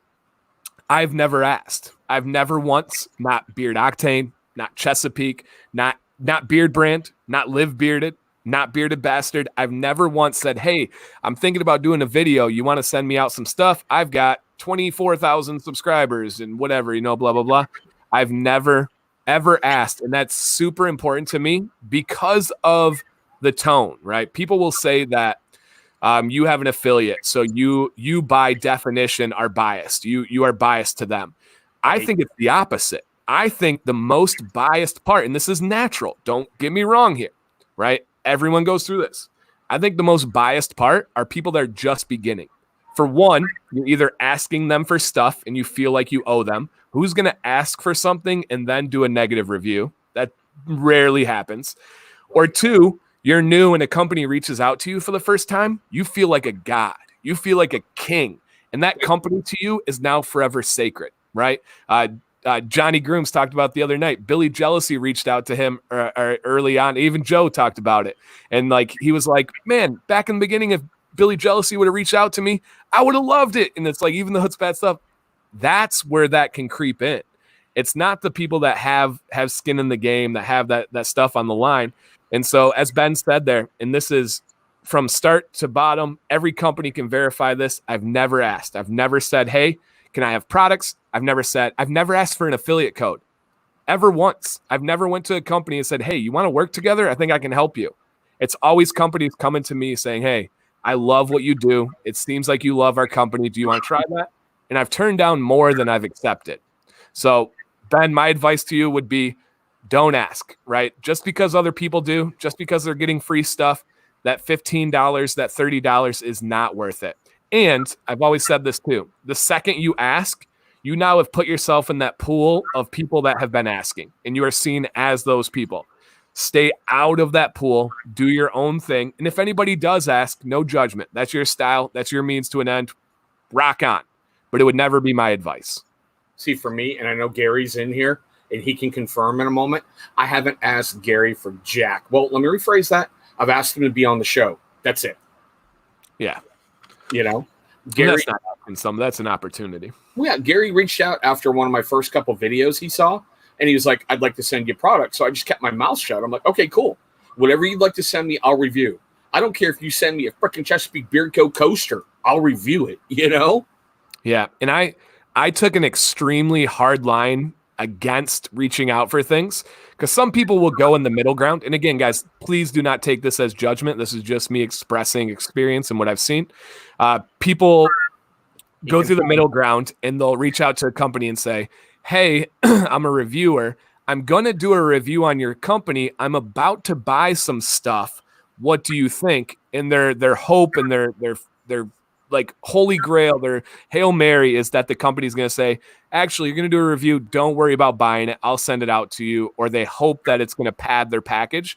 And that's a better way than just coming out and asking for it. But their true intentions are to get stuff for free. That's why they're reaching out to the company. So there's a lot of different avenues. Well, like sometimes you'll get lucky. Like, guys, if you look down below, all right, I've been talking about my relationship with Gary tonight. But like with Johnny Slicks, I just did videos. I got his product. I shot a video. And he started commenting on the videos. And then I bought more products because I liked what he was doing and shot more videos. And we developed a relationship. If you look at Barker's Beards down below, I've got a great relationship with Caleb, just talking back and forth. And I kind of bugged him one night because, okay, he gave a certain reviewer a code. Then he gave another reviewer a code. I'm like, what the hell? Where's mine? And he's like, okay, well, just message me. I'm like, if you'd like to give me one, it's cool. I don't want to mess up my relationship with you. Because I think that, for sure, yeah, that relationship that I've established, like with Gary or Johnny Slicks or even Caleb, I wouldn't change it for anything in the world. Yeah. When I started my channel, I'd bought 50 beard oils, and I would paid for every single one of them. I was going to review these companies, and they can see me that way. I reviewed Beard Octane by me buying stuff.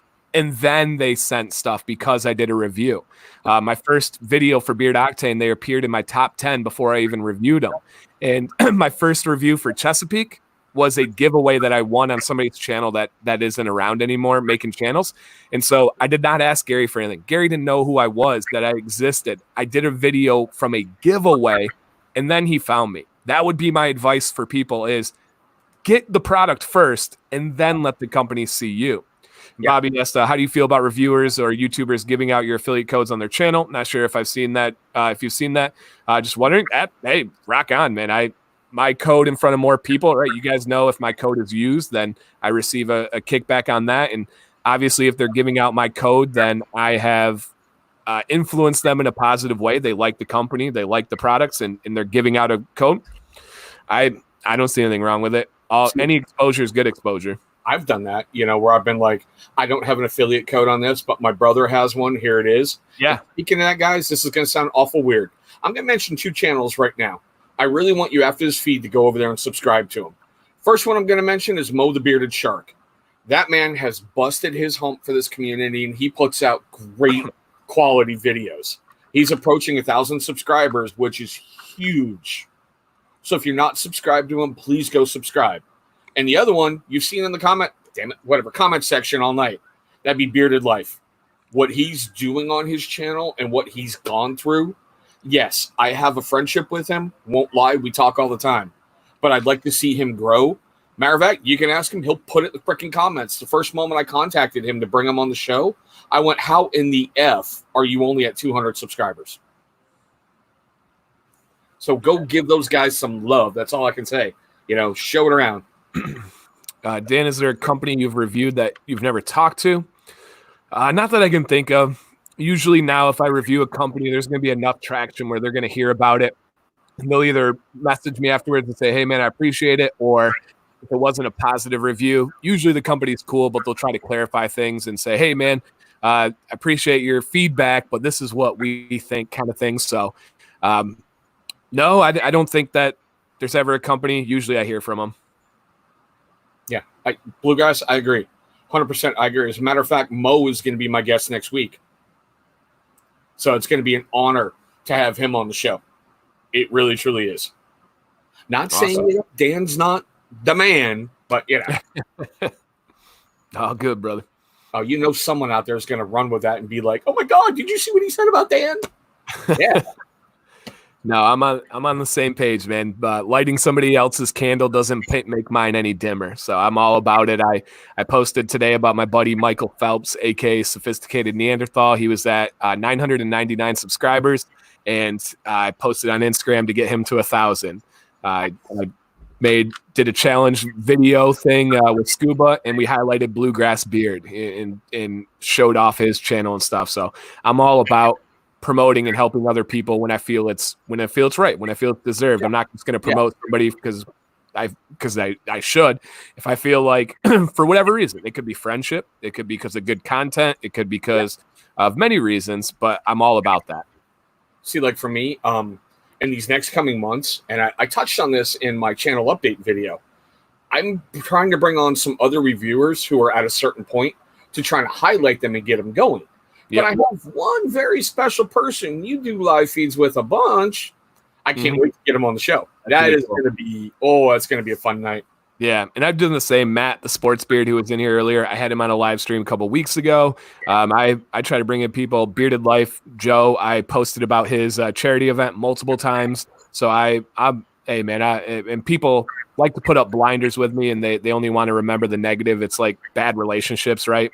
If you've ever had a terrible ex, all she remembers is the bad stuff you did, which is such a minority of the time. People don't like to see the good things. They just kind of block those out. And it's just what happens. And Steve hit it on the head here. He said it's about being happy for other success, which is a foreign idea for some people. Some people, and I've never understood this, whether it's a company, whether it's a reviewer, whether it's just a normal human, they see others succeeding as them falling down. And that's not the case. If somebody is doing better, that doesn't mean I'm doing any worse. Let's say I'm right here at 24,000 subscribers. If you pass me, and this is sincerely, if you pass me, that doesn't hurt me. If anything, that helps me because you like me, you know me, you're going to put my name out there. That's why I've never understood that idea. And it's the same for beard companies. Some companies see a beard company killing it and they cry, why isn't it me? Why are they doing great? If a beard company is doing well, that's good for you. That shows the market is there. If Beard Brand is killing it, why throw stones at them? You want them to bust the top off. You want them to be as big as possible. When an NBA star gets the new highest contract, that's good. When an NFL running back gets the highest contract in history, that's good for all the other running backs. What don't people get about that?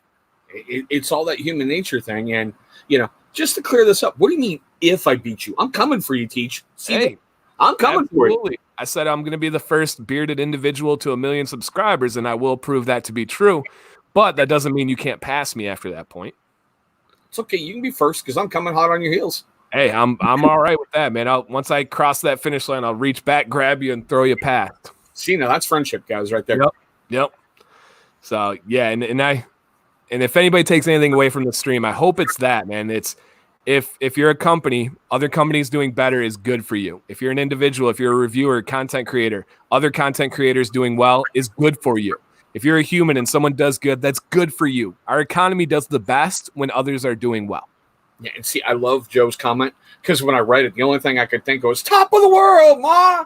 Top of the world! And see, even him with Carlisle Beards. Man, oh God, how can I put it? I video chat him. I check on him. I give him best advice I can to help move forward. I joke with him, like in the military, you have an alert list. So if something goes wrong, this person calls this person, this person calls this person. Well, we're setting up our own little veteran one that if someone's struggling, here's numbers. Let's go. Let's keep this moving forward, Yeah. Yeah, no, I love that. And Andrew, again, I've recommended his channel many times because I meant it. I believe it. I think he deserves it. He's a great, great human. When you hear him talk about his struggles with sobriety, when you hear him talk about being a military veteran, it's real. It's awesome, and it's beautiful. And Ken, Mr. Bluegrass, man, absolutely. I may not be the oldest person usually in any room. I'm the youngest in this community, but I have a lot of experience. I've learned from teaching. I've learned from coaching. I feel like I have some stuff to offer for anybody that wants to listen. And see, Jason, that was a huge point. A huge reason why I chose those words, because there's stuff that vets understand, that vets will pick up on quick when you start saying, here we go. And it's no disrespect. Hey, I'm pointing the right way to this guy over here. There's an acronyms we'll use every single day that we'll just say, and he's going to be like, what the fuck?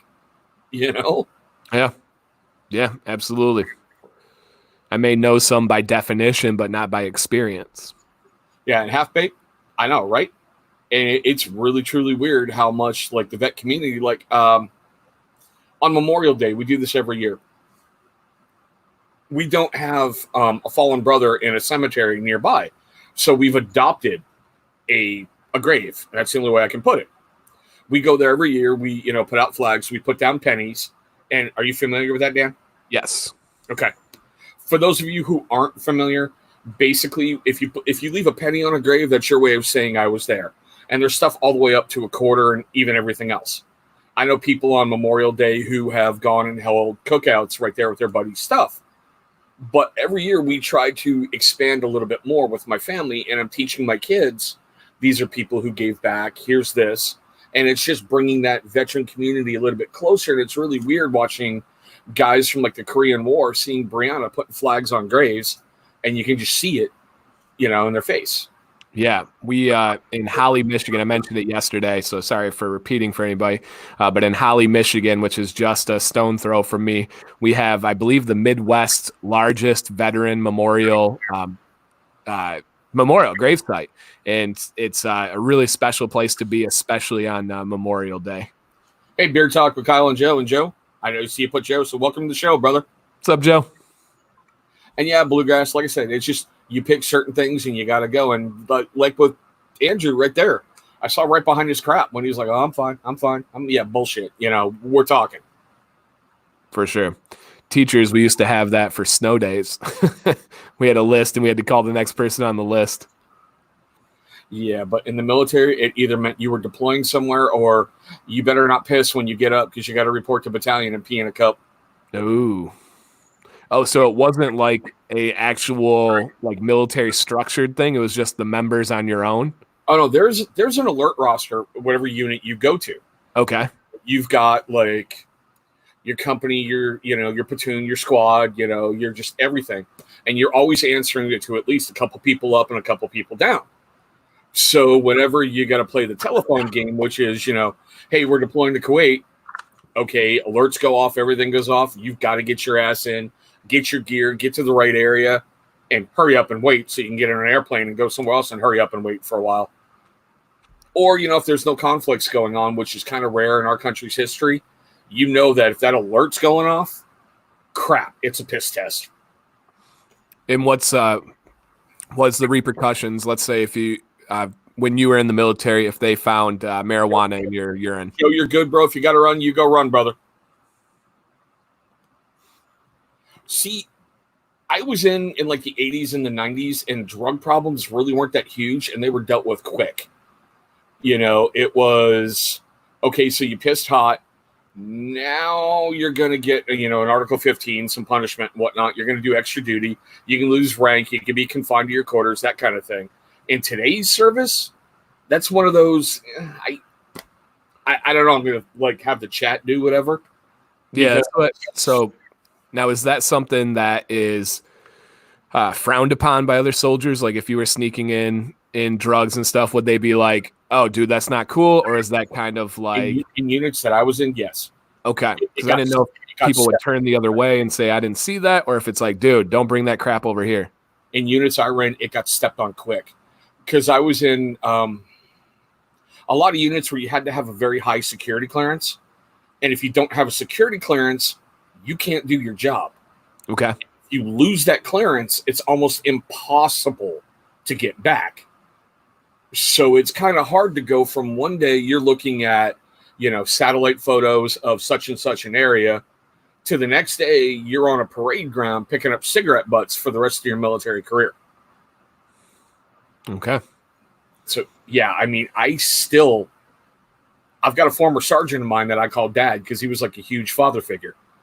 And I love calling him, and he's like, what the fuck do you want? I'm like, yeah, love you too, Sergeant. Can we get past this dumb shit now? Here we go. John, you said you had beer butter delivered. Yeah, put it in the fridge. If it was a liquid form and you got it in the fridge, put it in the fridge and leave it alone. Yep.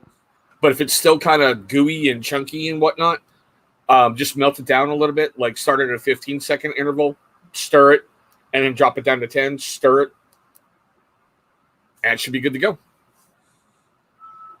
Yep. Yeah, see? And that was 0405, so had an NCO that tested, positive for cocaine twice. Yep. You will lose everything. Dude, now we have a sore? Seriously, bro? That Special Operations Air Reconnaissance, I think those guys are the ones that basically help insert Special Forces teams and pick them up whenever there's problems. Those guys are badass chopper pilots. Wow. And I think he's from Michigan. Jason's correct. And I think I knew that, Jason, from Plainview. Now, we have a huge military structure in Michigan on the west side of Michigan. I'm blanking on the name of it right now. I know Jason will know it, but it's like you drive on the highway and it's just miles and miles and miles of this military fence, this military structure. I think it's like Mustard, something like that. Yeah, here's a good thing that Andrew was saying. Think of SOAR as like the chopper pilots from Black Hawk Down. Okay. Yeah. He said he was a flight medic. Or, oh God, what is it? It's based off the book, The Horse Soldiers. It's the first Special Forces team we put into Afghanistan after, everything hit. Yeah. And those were the chopper pilots who brought those guys higher, farther, and just everything else than anybody had ever thought about going. Yeah, Fort Custer, not Mustard, but Fort Custer is what it's called. It's massive. It's near like Kalamazoo, Michigan. Yeah, I hated Somalia. Half-baked, I hated Somalia. Oh my God, I hated being there. Oh. Sorry, I just... It's hard to describe because, like, we're so used to, like, a way of life here, Yeah. And when you go somewhere and these warlords are killing the population to get the food to feed their army to keep their war going, but they're letting everybody else around them die, and you cannot engage these people unless they fire at you. And you're watching these guys standing on the top of these trucks, just flipping you off and, showing their ass and patting their cheeks. You're like, I'll just put a bullet right there. But you can't. You're like, these people are starving. Yeah, I can't even imagine. It's Half-Baked. Yeah, I agree. One of the best things I ever saw, Half-Baked, and sorry about this, Dan, getting off tangent. One of the best things I ever saw in Somalia was the Navy SEALs camp. They told people, you walk by us with a weapon, you're going to die. And they had snipers on duty 24/7, and they started picking people off. Word got around, and no incidents. Wow. Yeah, that's one of the huge things, and I hate, like, with the military, they teach you how to out-monster the monster, but nobody ever gives you classes on how to put the monster back in the cage. Right. And I feel like that conversation is out there right now more than it ever has been. And I'm not saying the tools are where they need to be or anything like that, but I feel like that's kind of like a well-known thing. And I've heard that saying before, and it's like, we need to do more. We got to help people. We got to find a way to transition back. It's almost like NFL concussions. It's like, we know what's happening, but they're not really doing much to address it, to fix it, to help it. Well, and that's why I'm really proud of, like with Andrew, I was able to recognize it quick and reach out. Yeah. Or like with Drew's Nitro Shop, when, he called and he's like, I'm getting ready to lose it. I'm like, all right, let's work the problem, talk it through, speak to me. You slip back in that military mode, and vets connect with vets quick. Yeah. Able to help bring them down. Yeah, for sure. Now, how long were you active in the military? I was active for 8, and I did 2 years inactive. And like I said before, I was going to rejoin slightly after 9/11, but unfortunately, due to, let's just say, eating bad lifestyle choices, I developed a heart issue that I'm still fighting to this day, and Okay. I couldn't get a waiver to get back in. Okay. Even after 9/11? Yep, even after. Okay. The heart issue, they were too afraid of, well, he's going to have to go back through basic. What happens if he has a heart attack and dies? We don't want someone collecting his life insurance policy because we let him in. Yeah. I'm sitting there thinking to myself, this guy is over here with 14 felonies getting a waiver. I've got a clean criminal record, had a top secret security clearance. Come on. Right. Right. And you want to help. And see, Bluegrass nailed it directly. Yeah. Spot on. Yeah, we got a lot of vets in here. Hey, Beer Guy, Kansas City, how you doing? Yeah, that's awesome. Yeah, and everybody has family members. My cousin was Army, and he was deployed and everything. Then he was a military career man. What's up, David? And then my neighbor that I was talking about, he was the Marine Scout Sniper, and he did 3 deployments and had 4 kids. Yeah. That's, God, how can I put it? It's a lifestyle that everybody I've really met, they were very proud to join, because I joined an all-volunteer force, which it still is. There's no draft. And you take a lot of pride in what you do. I mean, you wear your nation's flag on your sleeve, and that's just something that, how can I put it? You can still see the camo right back here. Yeah. Yeah. And I have some of my, and forgive my improper use here. Would those be called fatigues? Yeah. Old school. Okay. So, yeah, I have his fatigues that I have hanging up in my classroom. His last name was Van Heck. Jason, he's actually from the Plainview area. Jason, do you know Jeff Van Heck by any chance? He was Army, and he gave me his fatigues. I have them hanging up in my classroom and everything. And then my neighbor, Joe, he gave me the book that I told you about, but he also gave me a flag that flew over Kuwait, Afghanistan, Iraq, and I have it in the triangle display case. That's in my classroom. It's got a little tag and says where it is and where what the dates were and everything. So, yeah, I show those proudly. Yeah, and Jason, I've always said the U.S. military was the worst job I ever had. There's parts about it that I'm like, yeah, why the hell did I join up? And there's other parts I'm like, I'll never have this feeling again, Not familiar. Okay. All right, Jason. I didn't know. Same. He's from Grand Rapids. So, yeah. Question for you: did you use any of the education plan afterwards, or Sadly, no, because of who I was at that point. I really didn't think about. God, when I got out, I was still really, really young, and I didn't think about a lot of parts of my future. Now, it's always that if I could go back and do it all over again, I would. But my health care is through the VA, and when I've had some really intense problems where I even did a video on it. I think it's called My Life, My Redemption, or My Story, My Redemption. Okay. I thought about ending everything. I talked to people, That's good. I'm glad, man. Now, is that something that expires? Are you not able to go back and use it now? See, the bill that I had, yeah, it's already expired. Okay. And because I'm not serving in a post 9/11 world, I don't get those benefits. Mm. But, everything. Go ahead. Is it different on the GI Bill? Yes. Oh, okay. Yeah, but Bluegrass, I got out in 98, so it'd be a real stretch. Because that would be phenomenal if you could, and even if it's just to pursue something that you're passionate about. And Half Baked, what VA are you near? Because I'll be honest with you, the one in my town, it's been pretty great to me. It's been pretty stellar. Every problem I've had, they were able to solve quick.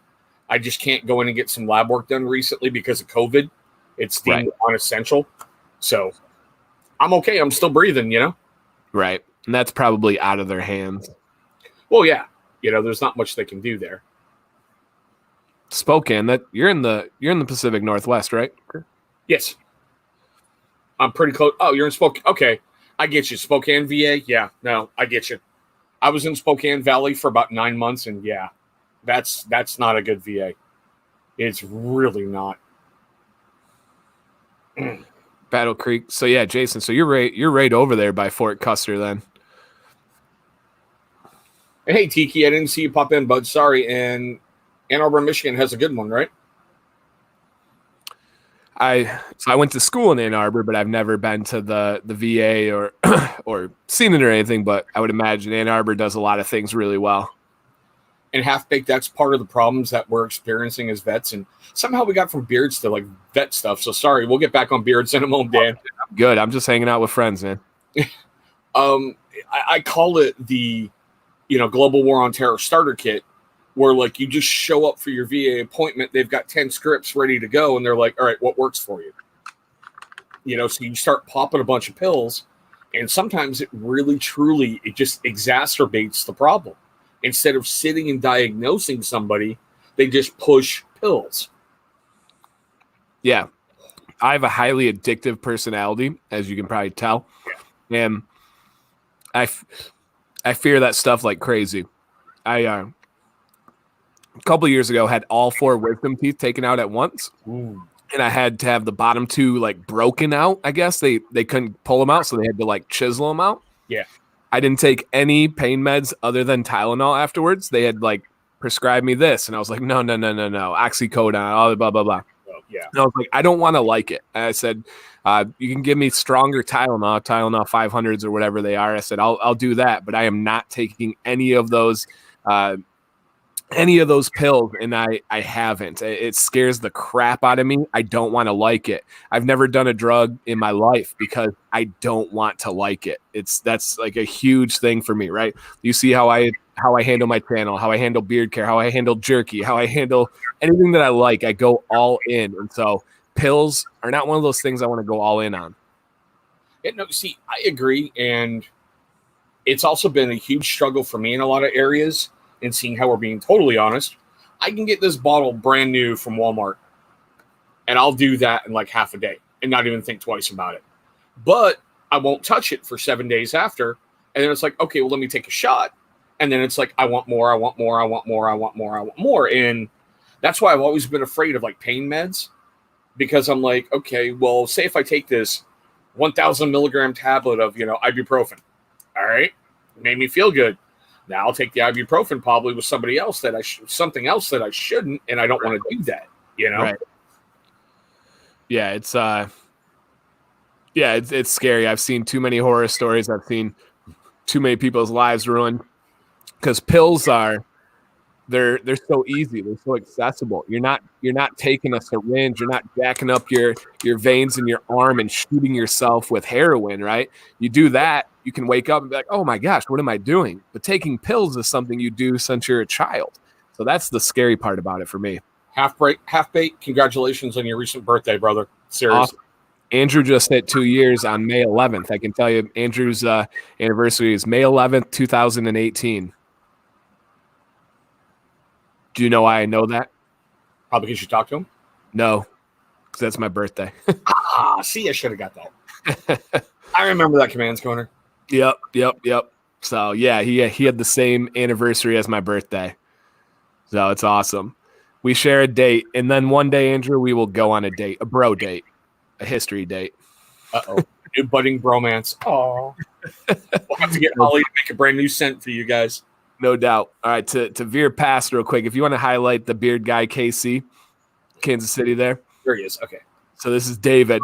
And we talked about advice for channels earlier. We talked about finding yourself and being original and stuff. And David has a new channel, great content. He's an all-in kind of guy. He'll be like, what camera are you using? He bought it. What mic are you using? He bought it. Like he's all in, kind of like me. And I got to give him big props because there's a lot of people that talk big games, but they only say things because they think they're supposed to. They fish for compliments. They do these different things.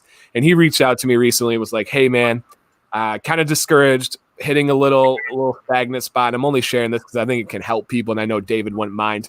And he was like, I just don't know, like, kind of where my channel's going right now. And I gave him advice specific to what I thought would help him. And I told him, I said, hey, man, I'm only giving you this advice because you asked me. I would never, ever, ever in a million years message you and say, hey, man, work on this. Hey, man, David, do this. But you asked me, and out of respect for you, I'm going to give you an honest answer because that's what I would want someone to do for me. Right. And he responded and said, hey, thank you. Like, that's what I wanted. That's why I come to you. I asked X amount of people, and they all told me my channel was great and didn't give me anything of substance to improve. And that is so important, right? When you talked about hearing be yourself and that resonated with you, there's so many people that want to ask, what can I do so they can be told they're doing great, so that you can mention their channel, that you can do these things. There's very few people that ask but really want to listen. And huge kudos to David for wanting to listen, but kind of as a lesson for anybody else, man, ask. When I'm redoing this, when I'm making my studio and my content, I'm not doing that alone. My new mic was picked out by Scuba and my buddy Jared Bush, who's a big YouTuber. My studio phone placement was done by Brian Bonds, who is a music producer. Like, I don't know this stuff, but I asked the right people. And I will say this, just because you're in here, David, he and I had a really interesting interaction a little bit ago, but it got squashed quick. And, it's just right back to respect level and friendship level real quick. So for that, man, David, I'm very appreciative because that night could have went so different, but it didn't, and I'm grateful. Yeah, and we have all those. Some of my people I'm the closest with, we've had spats with. For an example is what's up, Beardius? For an example is Tyson. Me and Tyson had a really bad start. I did not like some things that Tyson was doing. I didn't like some directions Tyson was going in, and I had been talking to people about it, but what the people didn't realize was I'd said everything to Tyson. I would never talk about somebody privately that I wouldn't say to them, And so I told him all those things, and people kind of like changed their views or like, how are you talking about this? And me and Tyson had those conversations, and then we both came eye to eye. Hey, man, yeah, I was wrong here. You know what? I was wrong here. We were great. We've been great ever since then. And like you said, it could have gone in a much different way, but man to man, we both talked and we did it together. We didn't do it through these other parties and these comments and all this stuff. We did it man to man, and nothing that I said to him was to anybody else was what I said to him was much worse. And so that's important. And I love that you can share that about David. I have no idea what you're talking about, and that's how it should be. It's supposed to be left alone. But that's beautiful. That's what you do. That's what happens. And I'm assuming you really meant it. I'm assuming your interactions, your solving is what you actually meant. And more importantly than actually meaning it, I bet your actions have backed that up since. I hope so. You didn't squat. You didn't have apologies, whatever may have happened, and then went in a different path and changed your direction. you backed it up with action, and that's exactly how I've been. Yep, exactly. And just for the record out there, everybody, right. I always screw up the point, so sorry. I had someone on a live stream a little bit ago, not mentioning names. I promised this man over here I wouldn't bring him up, and I slipped up. And I even got a hold of you quick after that and went, all right, I fucked up. This is what I did. And what did I say? Yeah, you're like, it's all good. And I'm like, that's fine. Thank you for that. Yep. Yeah. Oh, I'm going to highlight that. You know what, David? I don't care. We can all be jerks. We can all be assholes. We can all have our heads up our butt. It's the fact we got it squashed. We got it squashed quick, and we moved on. That's why my respect for you grew massively. Yep. Like I said, actions matter with that. He's here supporting you. He's doing this. He's not running around talking about you. He didn't make anything. So yeah, I respect the heck out of it. We got it handled quick. We got it handled real quick. Yep, and we all have that. Like I said, mine was with Tyson, and we are closer than ever. This cider is spicy. Like I always underestimate how spicy the mango habanero is, but it really is. Like it surprises me every sip I take. I'm like, oh yeah, I forgot. Like that's got a kick. You know, you would think I have like an affiliate with these guys, but you know, after the first couple, when it burns and it's done burning, the rest aren't that too bad. Dude, I got to share one of my favorite comments. So I get the most crazy, hateful comments of all time, and I love it. I thrive. Yeah, Blake's is one of my favorites. I love it with a passion. Like I'll give you an example of one, then I'll tell you my favorite story of a hateful comment. Let me see if I can find this one here. But it's just too funny here. And then one situation, man, where'd it go? All right, here it is. So here was one. And this is just somebody, and this was from just the other day. Yeah, sub to a sellout who gets shiz sent to him for free because he does a good review. Don't forget, he gets cash. I don't call people out online. I'd love to say it to your face. Sellout, you're the definition of a loser and someone who thinks he's doing good for cash. Oh, yeah, cash. Sellout, Dan C., the trusted sellout. Still can't talk about products on your Facebook page. You're a bunch of full of shiz. Honestly, look in the mirror. What do you see? Like, I love those. Those are just an example. But my favorite one ever is there's Tyson. My favorite one ever is I had a comment, and you just said about an affiliate with your vodka. Yeah. I had a comment. This dude it was for Majorly Bearded. And if you guys don't, oh, guys, I get so many comments. They're amazing. They're up. I don't take them down. They're up. You can see it. And I had Majorly Bearded, and on Wednesdays we drink Mountain Dew and we eat beef jerky. Right. The jerky is different than every week, but we always drink Mountain Dew. It's like our reward. It's our thing. This dude left a freaking novel comment, about me, and this is how it started. I'll paraphrase here. And he was like, "Hey man, how about you use your influence for good rather than peddling your influence for affiliates like Mountain Dew? We all know you get paid by them. We all know you have an affiliate from Mountain Dew. Do you know how many people die from obesity from Mountain Dew? Do you know how bad Mountain Dew is for you? I think I remember that. Oh my God. How about you try helping somebody? How about you try blah, blah, blah, blah, blah?" And I'm like, first off, thank you. You think I have an affiliate with PepsiCo? Oh my gosh. Like I've made it. This thinks I have a Mountain Dew affiliate code. Like you could go into the gas station Speedway and be like, "Hey, can I drop that Dan C10 on here? Can I get the Dan C10 discount?" Like the lady's gonna look at you like you're an idiot. And I was dying, and I was like, "Do I know Mountain Dew's bad? Yes. Do I enjoy it? Yes. Do I get to treat myself? Yes." I was cracking up at that one. Like people obviously say stuff about affiliates and making money, and I think that's hilarious. Taking a shot at somebody because he's doing well, like good one. That's super masculine. But they thought I had a Mountain Dew affiliate, and I'm like, sign me up. Yeah, sign me up, guys. I am ready. I'm ready for that Mountain Dew affiliate. I will peddle the heck out of that. Why? Because I love it. And half-baked, 3 kids, and bills to pay. That is top shelf alcohol for me. You know, when a Walmart has it in.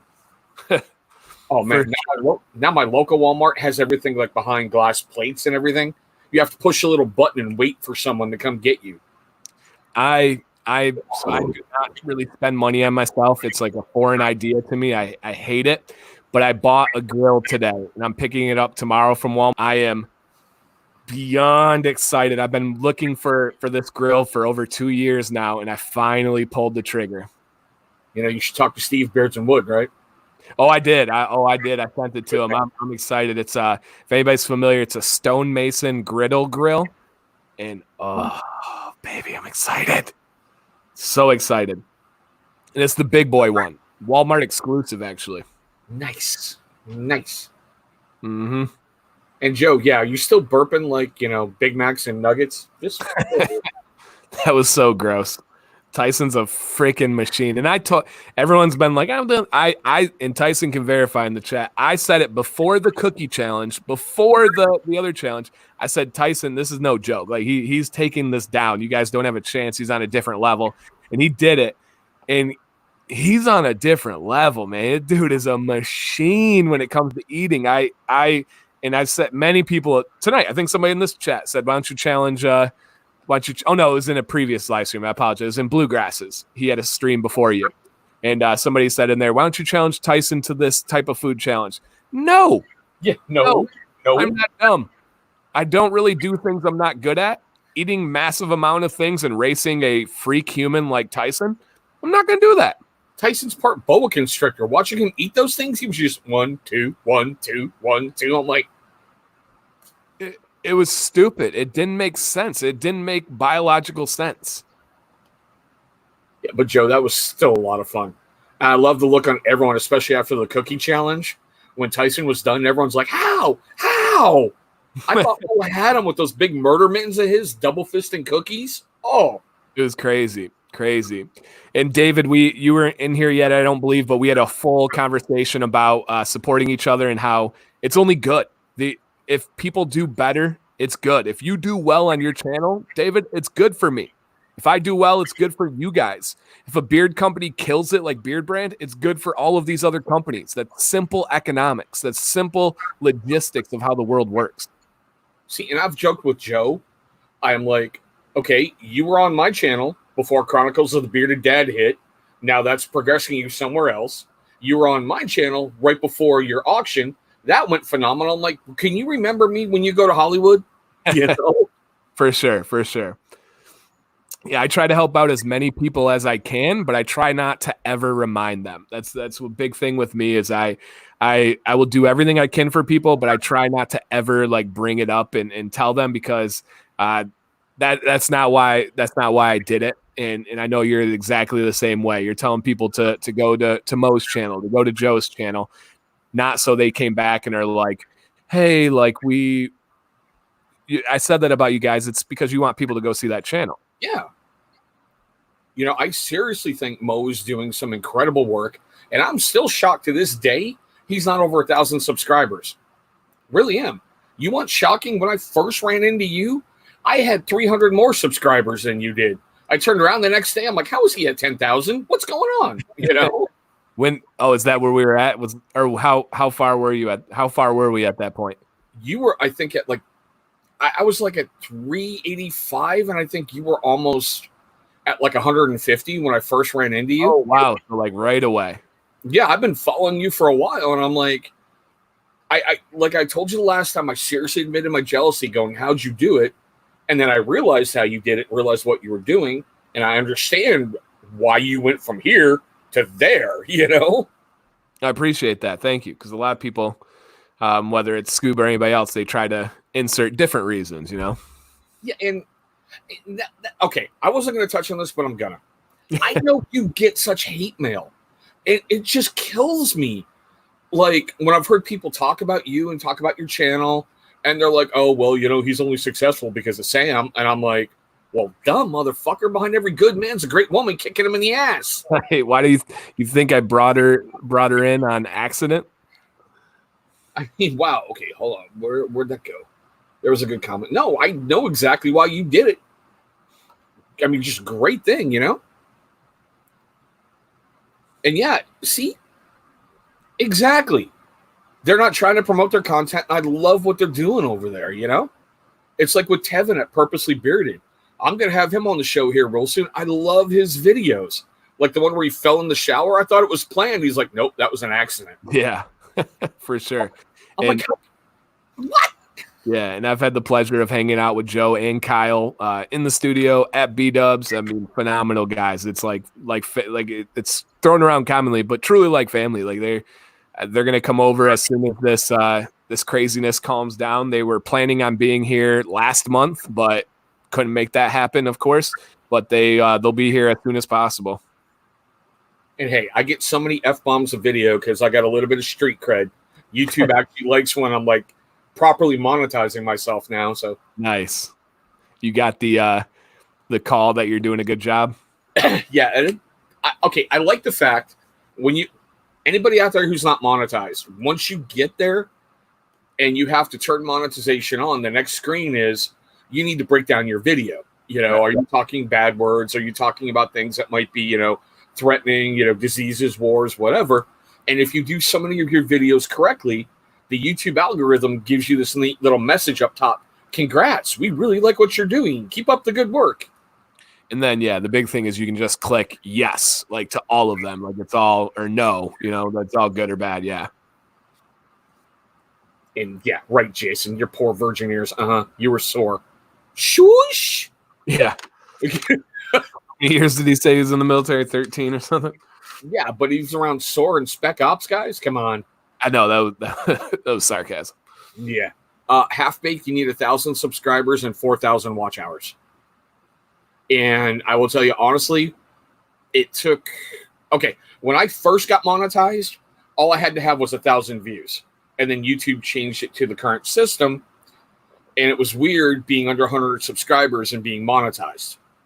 So I had that taken away and I had to bust my hump to get all the way back up. And it takes like 2 months to get it enabled. But hopefully COVID will be done soon and they can bring people back in and speed that process up. So I think it's just a case by case. Scott and myself, we both got like the monetization like requirements pretty similarly. And mine was approved in like 2 days. I was up. It may have been 1 day. It was 1 or 2 days. And Scott's took months and months and months and months. So I think it just depends on the require or how they evaluate your channel or who's looking at it or something. I'm not sure. All right, so guys, go to his channel now. So that's the third channel I've called out tonight. Go to That Beard Guy Kansas City. He has great content. I've watched some of his stuff. Go subscribe if you're not. Let's help him out. Agreed. Talk to David all the time. Most of the guys in here I talk to all the time. But Half Baked, don't worry about it.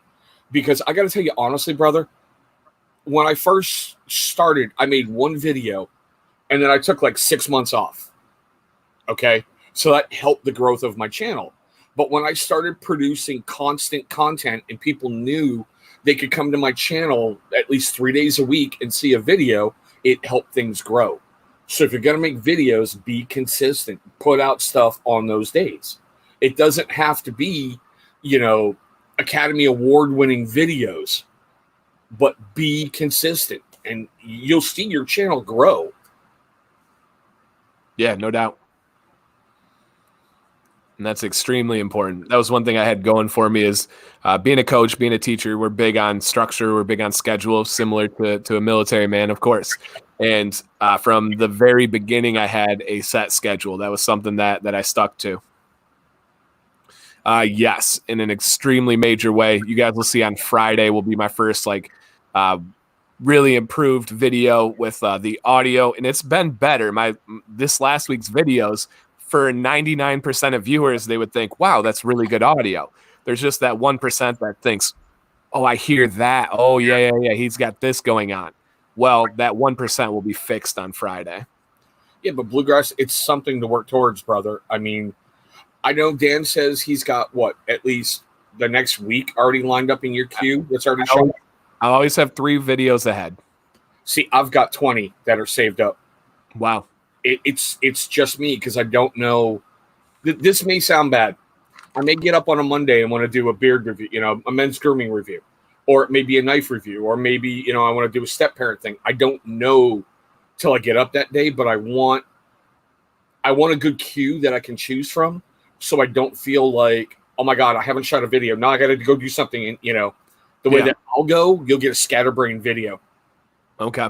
Yeah. See, I know exactly when I'm filming. I know when it's going up. I know if I'm tomorrow, for example, I'm filming on Wednesday for next Wednesday's video. And I have my week planned out. I know next week what my Wednesday, my Friday, and my Sunday videos are. I did an experiment, Half Baked. I took a 30-day challenge where I uploaded a video every single day for 30 days. And that was a real pain in my butt. I know there's people doing 2 a day for 30 days. And I'm like, how? Just how? And what I did was post it on YouTube, go over to Instagram and go, well, today on our channel, we're taking a look at this just to see if there's any correlation of growth or whatever. But I'll tell you, do what makes you happy, man. If you think posting it on both is a good thing, do it. If you think posting it on one's a good thing, do it. I love Joe, and I'm throwing him under a bus here. If you go to Instagram, he's famous. You go to YouTube, people are like, who is he? Yeah, it just depends what your goal is. If your goal is to be big and have influence and affiliates and codes and maybe make money one day, which there's nothing wrong with having that as a goal. I mean, shouldn't we all want to do something we love and make money from it? Right. I think that's something that we can all unanimously agree. And you're helping people. There's nothing wrong there. I would say you need to funnel it to one spot, specifically YouTube. YouTube is set up better to make money, to grow influence, to do all that. Because think about it this way. If you post it on IGTV and then you post it on YouTube, somebody's only going to watch at one of those locations. So you are splitting your views. Whoever you have on Instagram is not watching on YouTube. Maybe you have a ride or die guy that's like, you know what? He needs these numbers. I'm going to go click on YouTube so he gets a view. But then he hurt your watch time because your watch time is now 1 second as compared to 12 minutes or however long your video is. So my advice is find your platform that you feel has the most you. Some people prefer Instagram. Some people prefer YouTube, whatever it may be. Find out whichever one is best for you and then use the other platforms to funnel people to that one. I am YouTube, of course. I have 7,000 followers or whatever on Instagram. I have 24,000 on YouTube because I use everything to funnel towards my YouTube. My Facebook, my Instagram, it all sends people to YouTube. That would be my advice. And Andrew, I will tell you honestly, bro, your first video that you did for the Brothers Grimm, I could tell you were nervous in front of the camera. The one you just shot today, you were so relaxed. You were so calm. You're getting it, bro. And like I told you in our chat, just keep doing it. Keep getting in front. Keep getting in front. And it's going to become so easy to you that it's just not even going to be funny, And it's going to take months. We're not going to blow smoke up your butt. It's going to take a lot of time. It's a marathon. Go watch my 3 months into my videos. You can sort YouTube from oldest videos. Scroll down. Go about 3 months. Maybe go 30 videos or so. I'm still not myself yet. It still takes some time. It took 1.5 years for me to figure it all out, how I wanted to be behind the camera and what I wanted to bring. I'll be honest, 1.5 years. Mm-hmm. Yep, absolutely. Half Baked, even when you get monetized, it's not that much. I hate to say it. Really, from my channel where I'm at, I'm not going to ask him to talk about any of his money because no. I'm telling you, for me, not that much. Some months I do pretty good. Others, I'm like, I'll just put that in my AdSense bank, and next month I'll do a little better. Yeah, I do. I'll speak freely. I do well. That's not anything that I'll hide here. But I make more money off of YouTube, off of affiliates, away from all of that stuff than I do on. My number one stream of income is consulting with companies. I consult companies, pay me to give them advice, pay me to help them with their ingredients, help them with their labels, how to get into stores, to know laws. I know the FDA laws better than anybody that I know, even like in the business. And so companies hire me to consult them. I hire my main one where I make the most amount of money is with a company that did over $5 million of sales last year on one item. So you have tons and tons of ways to make money in an honest and amazing way if you want to, and you put the work in and you're good at it too. Because everyone always says you got to put the work in, you got to put the work in. You got to have it too. You got to be good, right? If I dedicate 2 years of my life to go play in the NBA, guess what? I'm not making the NBA. And I can hoop, I can play, but I'm not making the NBA. I'm not even making a D1 college. I'm not even making a D2 college if I spent every day playing basketball. So you gotta kind of figure those things out there. And Josh said, sounds good. I'll keep building on IG because I don't have a computer to do live streams. 100%. If you build that platform on Instagram, and then once it's time to shift over to YouTube, make that shift and bring everybody over to YouTube. They're going to go. Just build it up. Whatever you think you can build. And some people right now are building TikTok. Great way to go. I talked to a guy on TikTok that you would not believe the numbers that they make on TikTok with beard stuff. Look at Johnny Williams. You're familiar with his channel, right? Yeah, of course. Yeah, I talk to Johnny all the time. He's famous on TikTok, you know? Yeah. And those numbers are inflated. It's a Chinese-owned company. We all know that. And they inflate the numbers, but the money's real. I know a guy personally that the lowest in 2019, last year, the lowest month he had from TikTok earnings and sponsorships and everything was $30,000. Okay. The lowest. Wow. It's absurd how much money he makes. And people are making fun of you for your affiliates, and people are saying you're a sellout. I know. Okay, I'll freely admit that's what pisses me off the most. And then I want to talk about that right down below because I think that's a great piece of advice. I'm saying publicly for the record, and I said this a couple of videos ago, anyone want to go run, tell, tattle, snitch, go. Matter of fact, mark down, what is it? 2 hours, 25 minutes, 18 seconds. That's when I'm going to start my little rant. So get it right. Get my drink. So pissed off where people seem to single you out for making money on videos, but they gloss over everybody else. They don't mention them, but they go right after you. And I'm like, you cannot go after one unless you're going to go after 80. You just can't do it. Right. Yeah. I don't know. I have that.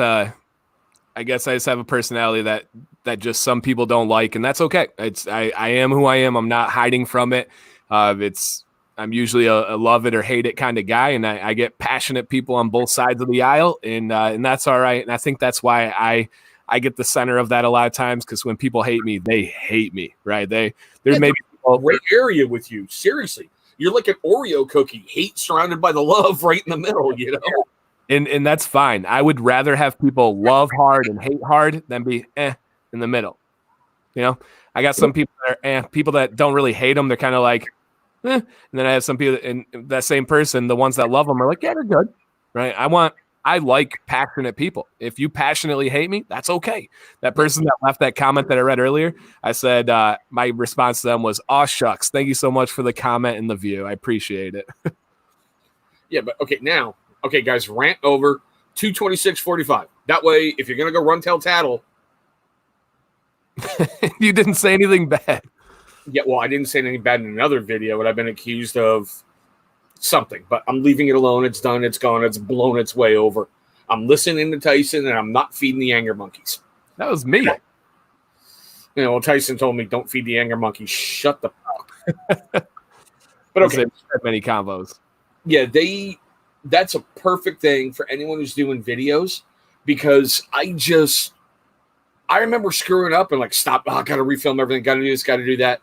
Now, like, especially in my knife videos, if I screw something up, or like when I'm doing an opening and I get tongue tied, I'm like, yeah, I screwed that up, but I'm going to leave it right here, have a good laugh, and I keep moving on. Yeah, if that's your style. It's not my style. I'm a control freak. So I continue to reshoot. There's some segments that I'll refilm 17 times, but that's the teacher, that's the coach in me, but that's who I am. I'm true to myself. You're true to yourself, and that's all that matters. Yeah, and no lie, it took me about 1.5 years to figure it out behind that camera. It really, truly did. And that's beautiful. That's beautiful. And I'm in the same boat. I know who I am. I know what my channel is, and I love it, man. I'm passionate. I'm thinking about this. I thought about this the other day. Every single day, a large portion of the day, I'm thinking about my channel. There's never a day that goes by where it's not active on my mind. Yeah. See, that's why I hate, because I have that little YouTube app on my phone, and I find like days where I upload, I'm like, all right, let's check numbers. Let's check for comments. Let's check this. Let's check that. And sometimes it gets a little addictive. Oh, I'm full addicted. Yeah, I'm on it for 100%. Some days you kind of got to be, you know? And Finley says, I see a lot of what people label as hate as asking questions. No, intent matters. People hide behind comments as questions. People hide behind a lot of stuff. Everybody can feel intent. And we all know that. We can cut through all the BS and stuff. People feel they know intent, right? And there's people in this chat right now that have had plenty of harsh words about me, and that's okay. That's totally fine. They're all welcome to have all those thoughts. But no, people know what things are, and we all are grown adults here. We see intent. We know when something is hidden, something when it's directed as a question and it's trying to be posed as being hidden. Something we all know. I mean, and you know that. Or the ever popular, well, my First Amendment right allows me to say this, and I'm anybody can. Yeah, just don't hide it. Yeah, you know, say what you want. Say what you feel. Do it with class. Do it with respect, of course. But no, it is what it is. You know, it's out there. Well, my usual response for that BS comment is, that's true. You can say whatever you want. The First Amendment does not protect you from being stupid. It's so true. Yeah, there's a lot of great comedy lines about stupidity. Yeah, there you go. Half-baked. No offense, but yeah. So there's I was listening to a rap song yesterday. All right, got to take care, Joe. I was listening to Joyner Lucas, and he started it out, and it's a good song. It's I'm Not Racist, if anybody wants to check it out afterwards, and it's kind of like harsh and awkward feeling. And he starts it out, and he said, with all due offense, and then he says his line that he says to him, rather than saying no offense with no offense, he says with all due offense, and then hits him. I'm like, oh, I like that. That's good. That's how I filmed my first 5 videos right here on my iPad. All right, nice. Yeah, when I started, we had everything that was in-house. We didn't buy anything for the channel whatsoever. My first purchase for the channel was a sheet to thumbtack over our sliding glass door to try to mute the light a little bit. I'm getting a green screen for back here that's going to say like no lag zone just for fun. Yeah, that would be good. Oh, I am. I've got to. I'm having fun with this. You know? Yeah. No, that's good. Yeah, I've liked your other setups on your videos recently. Yeah, I mean, I'm in the same room, just kind of rotated a little. And you said it was because of homeschooling? Yeah, because my kids, all their school stuff is on laptops. So if I put them in their room to do their schoolwork, they're not going to do their schoolwork. So if they're downstairs at the table, you know, doing their schoolwork, they'll get it done. But if daddy's in the corner going, hey, all your viewers of name letter, how you doing? That's going to take 10, 20, 30 minutes away from them because they're going to want to watch what I'm doing. For sure. Yeah, and that's, dude, this is really frustrating times for teachers because kids are lying to their parents, which has not changed. That's constant. That's always. But this is a new arena. There's parents that are stressed. There's parents that are busy. So rather than actually dealing with the reality of the situation, they're believing their kids, or they're just shooing it off to the next day. Yep. You have no idea how many missing assignments I have, and the parents will email me and say, my son said that he turned this in. Why is it marked missing? Because it's missing. Well, I know he did it. Ma'am, how do you know he did it? He was in his room for 2 hours. See, my son thought he was crafty. He used to do Google Hangouts with his classmates. Yep. And he'd disrupt them from their work. Then I got an email from his teacher. Boy, that stopped real quick, you know? Yeah. Like, monkey, what are you doing? I'm not doing this, Dad. What are you doing? But I'm not doing this. Really? Hold on. Why is your teacher sending me this email? Oh, yeah, let's go talk, you know? And that's what good adults do. They listen to an adult telling them something, and they understand their 12-year-old lies to them. I lied to my parents when I was 12. You lied to your parents when you were 12. It's what we do. And as we said, you know you're wrong. You need to be called out on it. And it's crazy right now how kids are getting over on parents. So obviously everything's being submitted online. Yeah. So what kids are doing to not have missing assignments is they'll open the assignment, they'll type a period, and then they'll resubmit it. And then they'll email and say, hey, Mr. Command, I turned in my missing work. And I'll go to check it, and it's a period. And then I'll copy the parents on the reply. And I'm like, hey, thank you for submitting. All you did was a period. And the parents just ignore it. If I was a parent, I would have been mortified if Maddox does that, I would be mortified. And he would, oh my gosh, you hear from me. But also I would respond and apologize to that teacher. I'm really sorry for Maddox wasting your time. That's not how our family conducts business. You'll never see that again. Yeah, like when my son, before we got him on the right meds to help even him out in certain things, he picked up a chair and threw it at his teacher because he was frustrated. Yeah, I remember you saying that. He did not like what happened next. And Jason, I agree. I actually had to yell at my son because I had to go online and learn how to do his homework that I haven't done homework in decades. All right. I haven't done math problems in decades. And now I have to teach him how to do something. Woo-hoo. You're going to make me look dumb. Now we're going to have another conversation. Yeah, I think there's one thing that we will come out of this with people having a better appreciation for teachers. Like, holy crap, you motivate my kid to do work? Like, bless you, you know? I told you, my respect for you grew 1,000% when I had to do this crap. Yeah. I'm like, you deserve a raise, you know? Yeah, let me read you this email from a parent right here that I got today. So I'm a team leader. So in middle school, we have teams where it's the content areas, all the kids share. They travel for math, science, social studies, and language arts.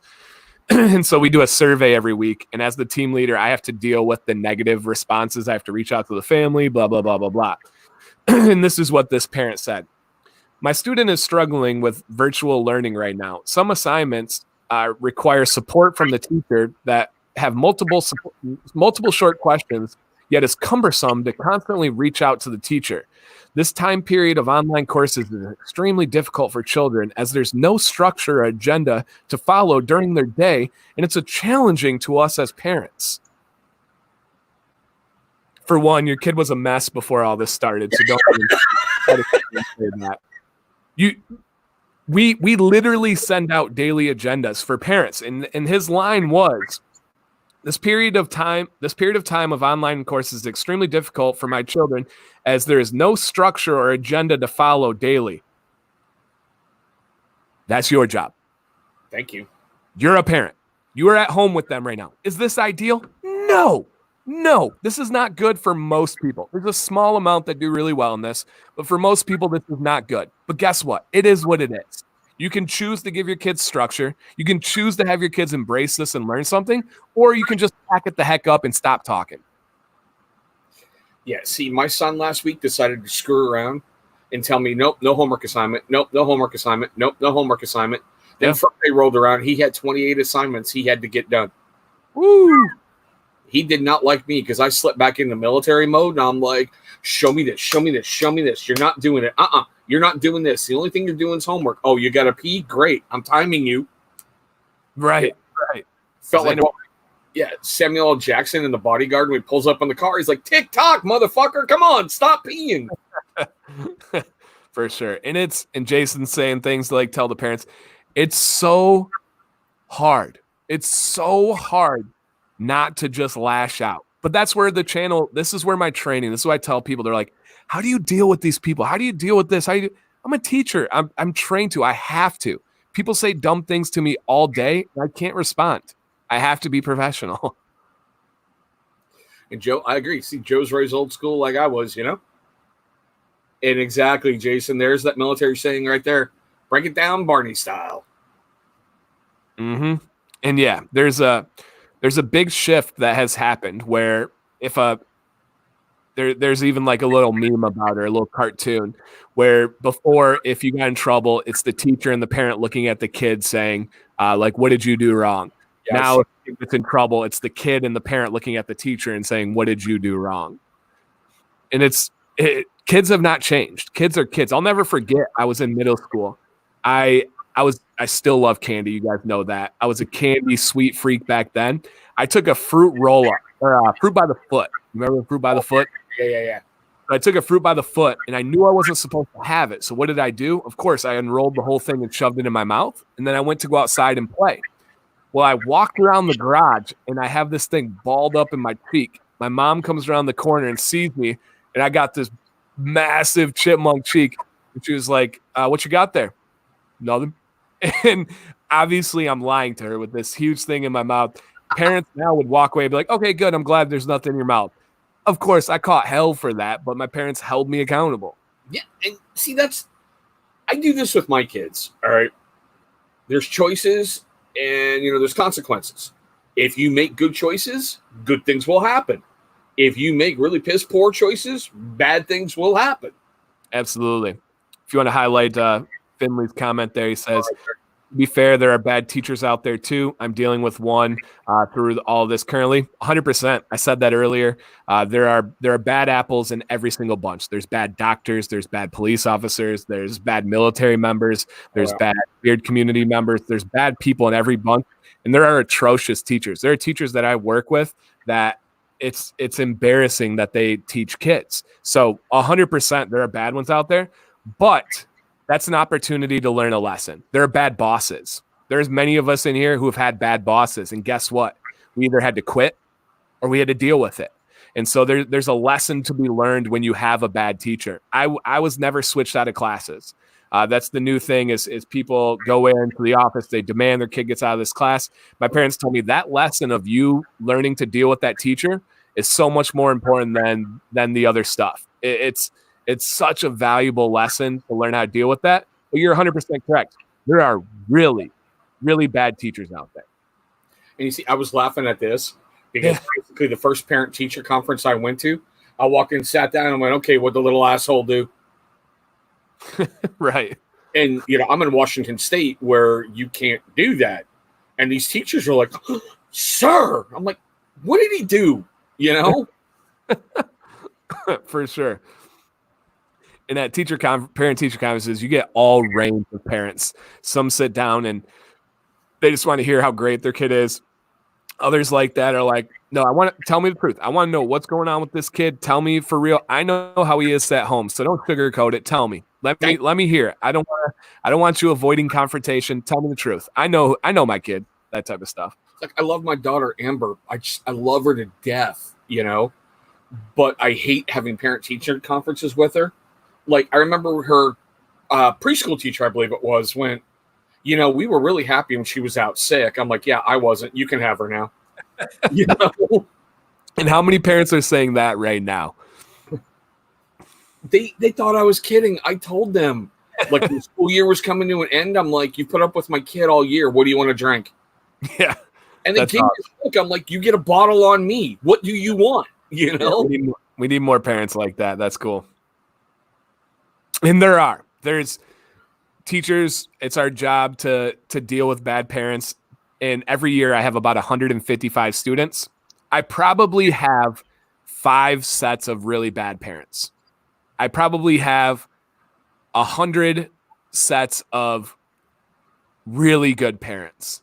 And then I probably have 50 sets of amazing, the greatest humans, the salt of the earth, people of all time.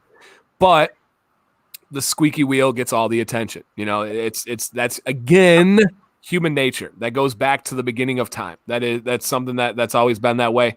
So when you talk about bad parents and stuff, let me say the majority of parents that I've taught over 10 years, this is my 10th year that I'm finishing up right now, have been amazing, like truly amazing. It's a very small percentage that have been bad. The same way with bad teachers, the same way with bad community members, all that stuff. Gary, did she kick you in the ass or what? Sorry to hear that, man. I hope everything's going to come out okay. Broke her foot. Yikes. Yeah, no doubt. All right, guys. I've been enjoying this time with him, but I'm going to have a herd coming upstairs for kids to go to bed. I got to help put the animals back in the cage. But before we get too much further, I got to admit, Dan, I bought it because of you. Oh, nice. I have that same one. I love this thing. Isn't it amazing? Amazon. Yep. It's amazing. I use it every day. I use that and the handled wide tooth wood comb too. Let's see, where was it? Do you have the wide tooth one? No, but I did get the one from Ruddy Man. Oh, nice. So I got that. Yeah, I got. And I got to make fun of Jimmy because there's one that was like $10 on the bottom from Amazon, and I'm like, Jimmy. Yeah. Yeah. No, but I got the same kind, but the handle changes everything.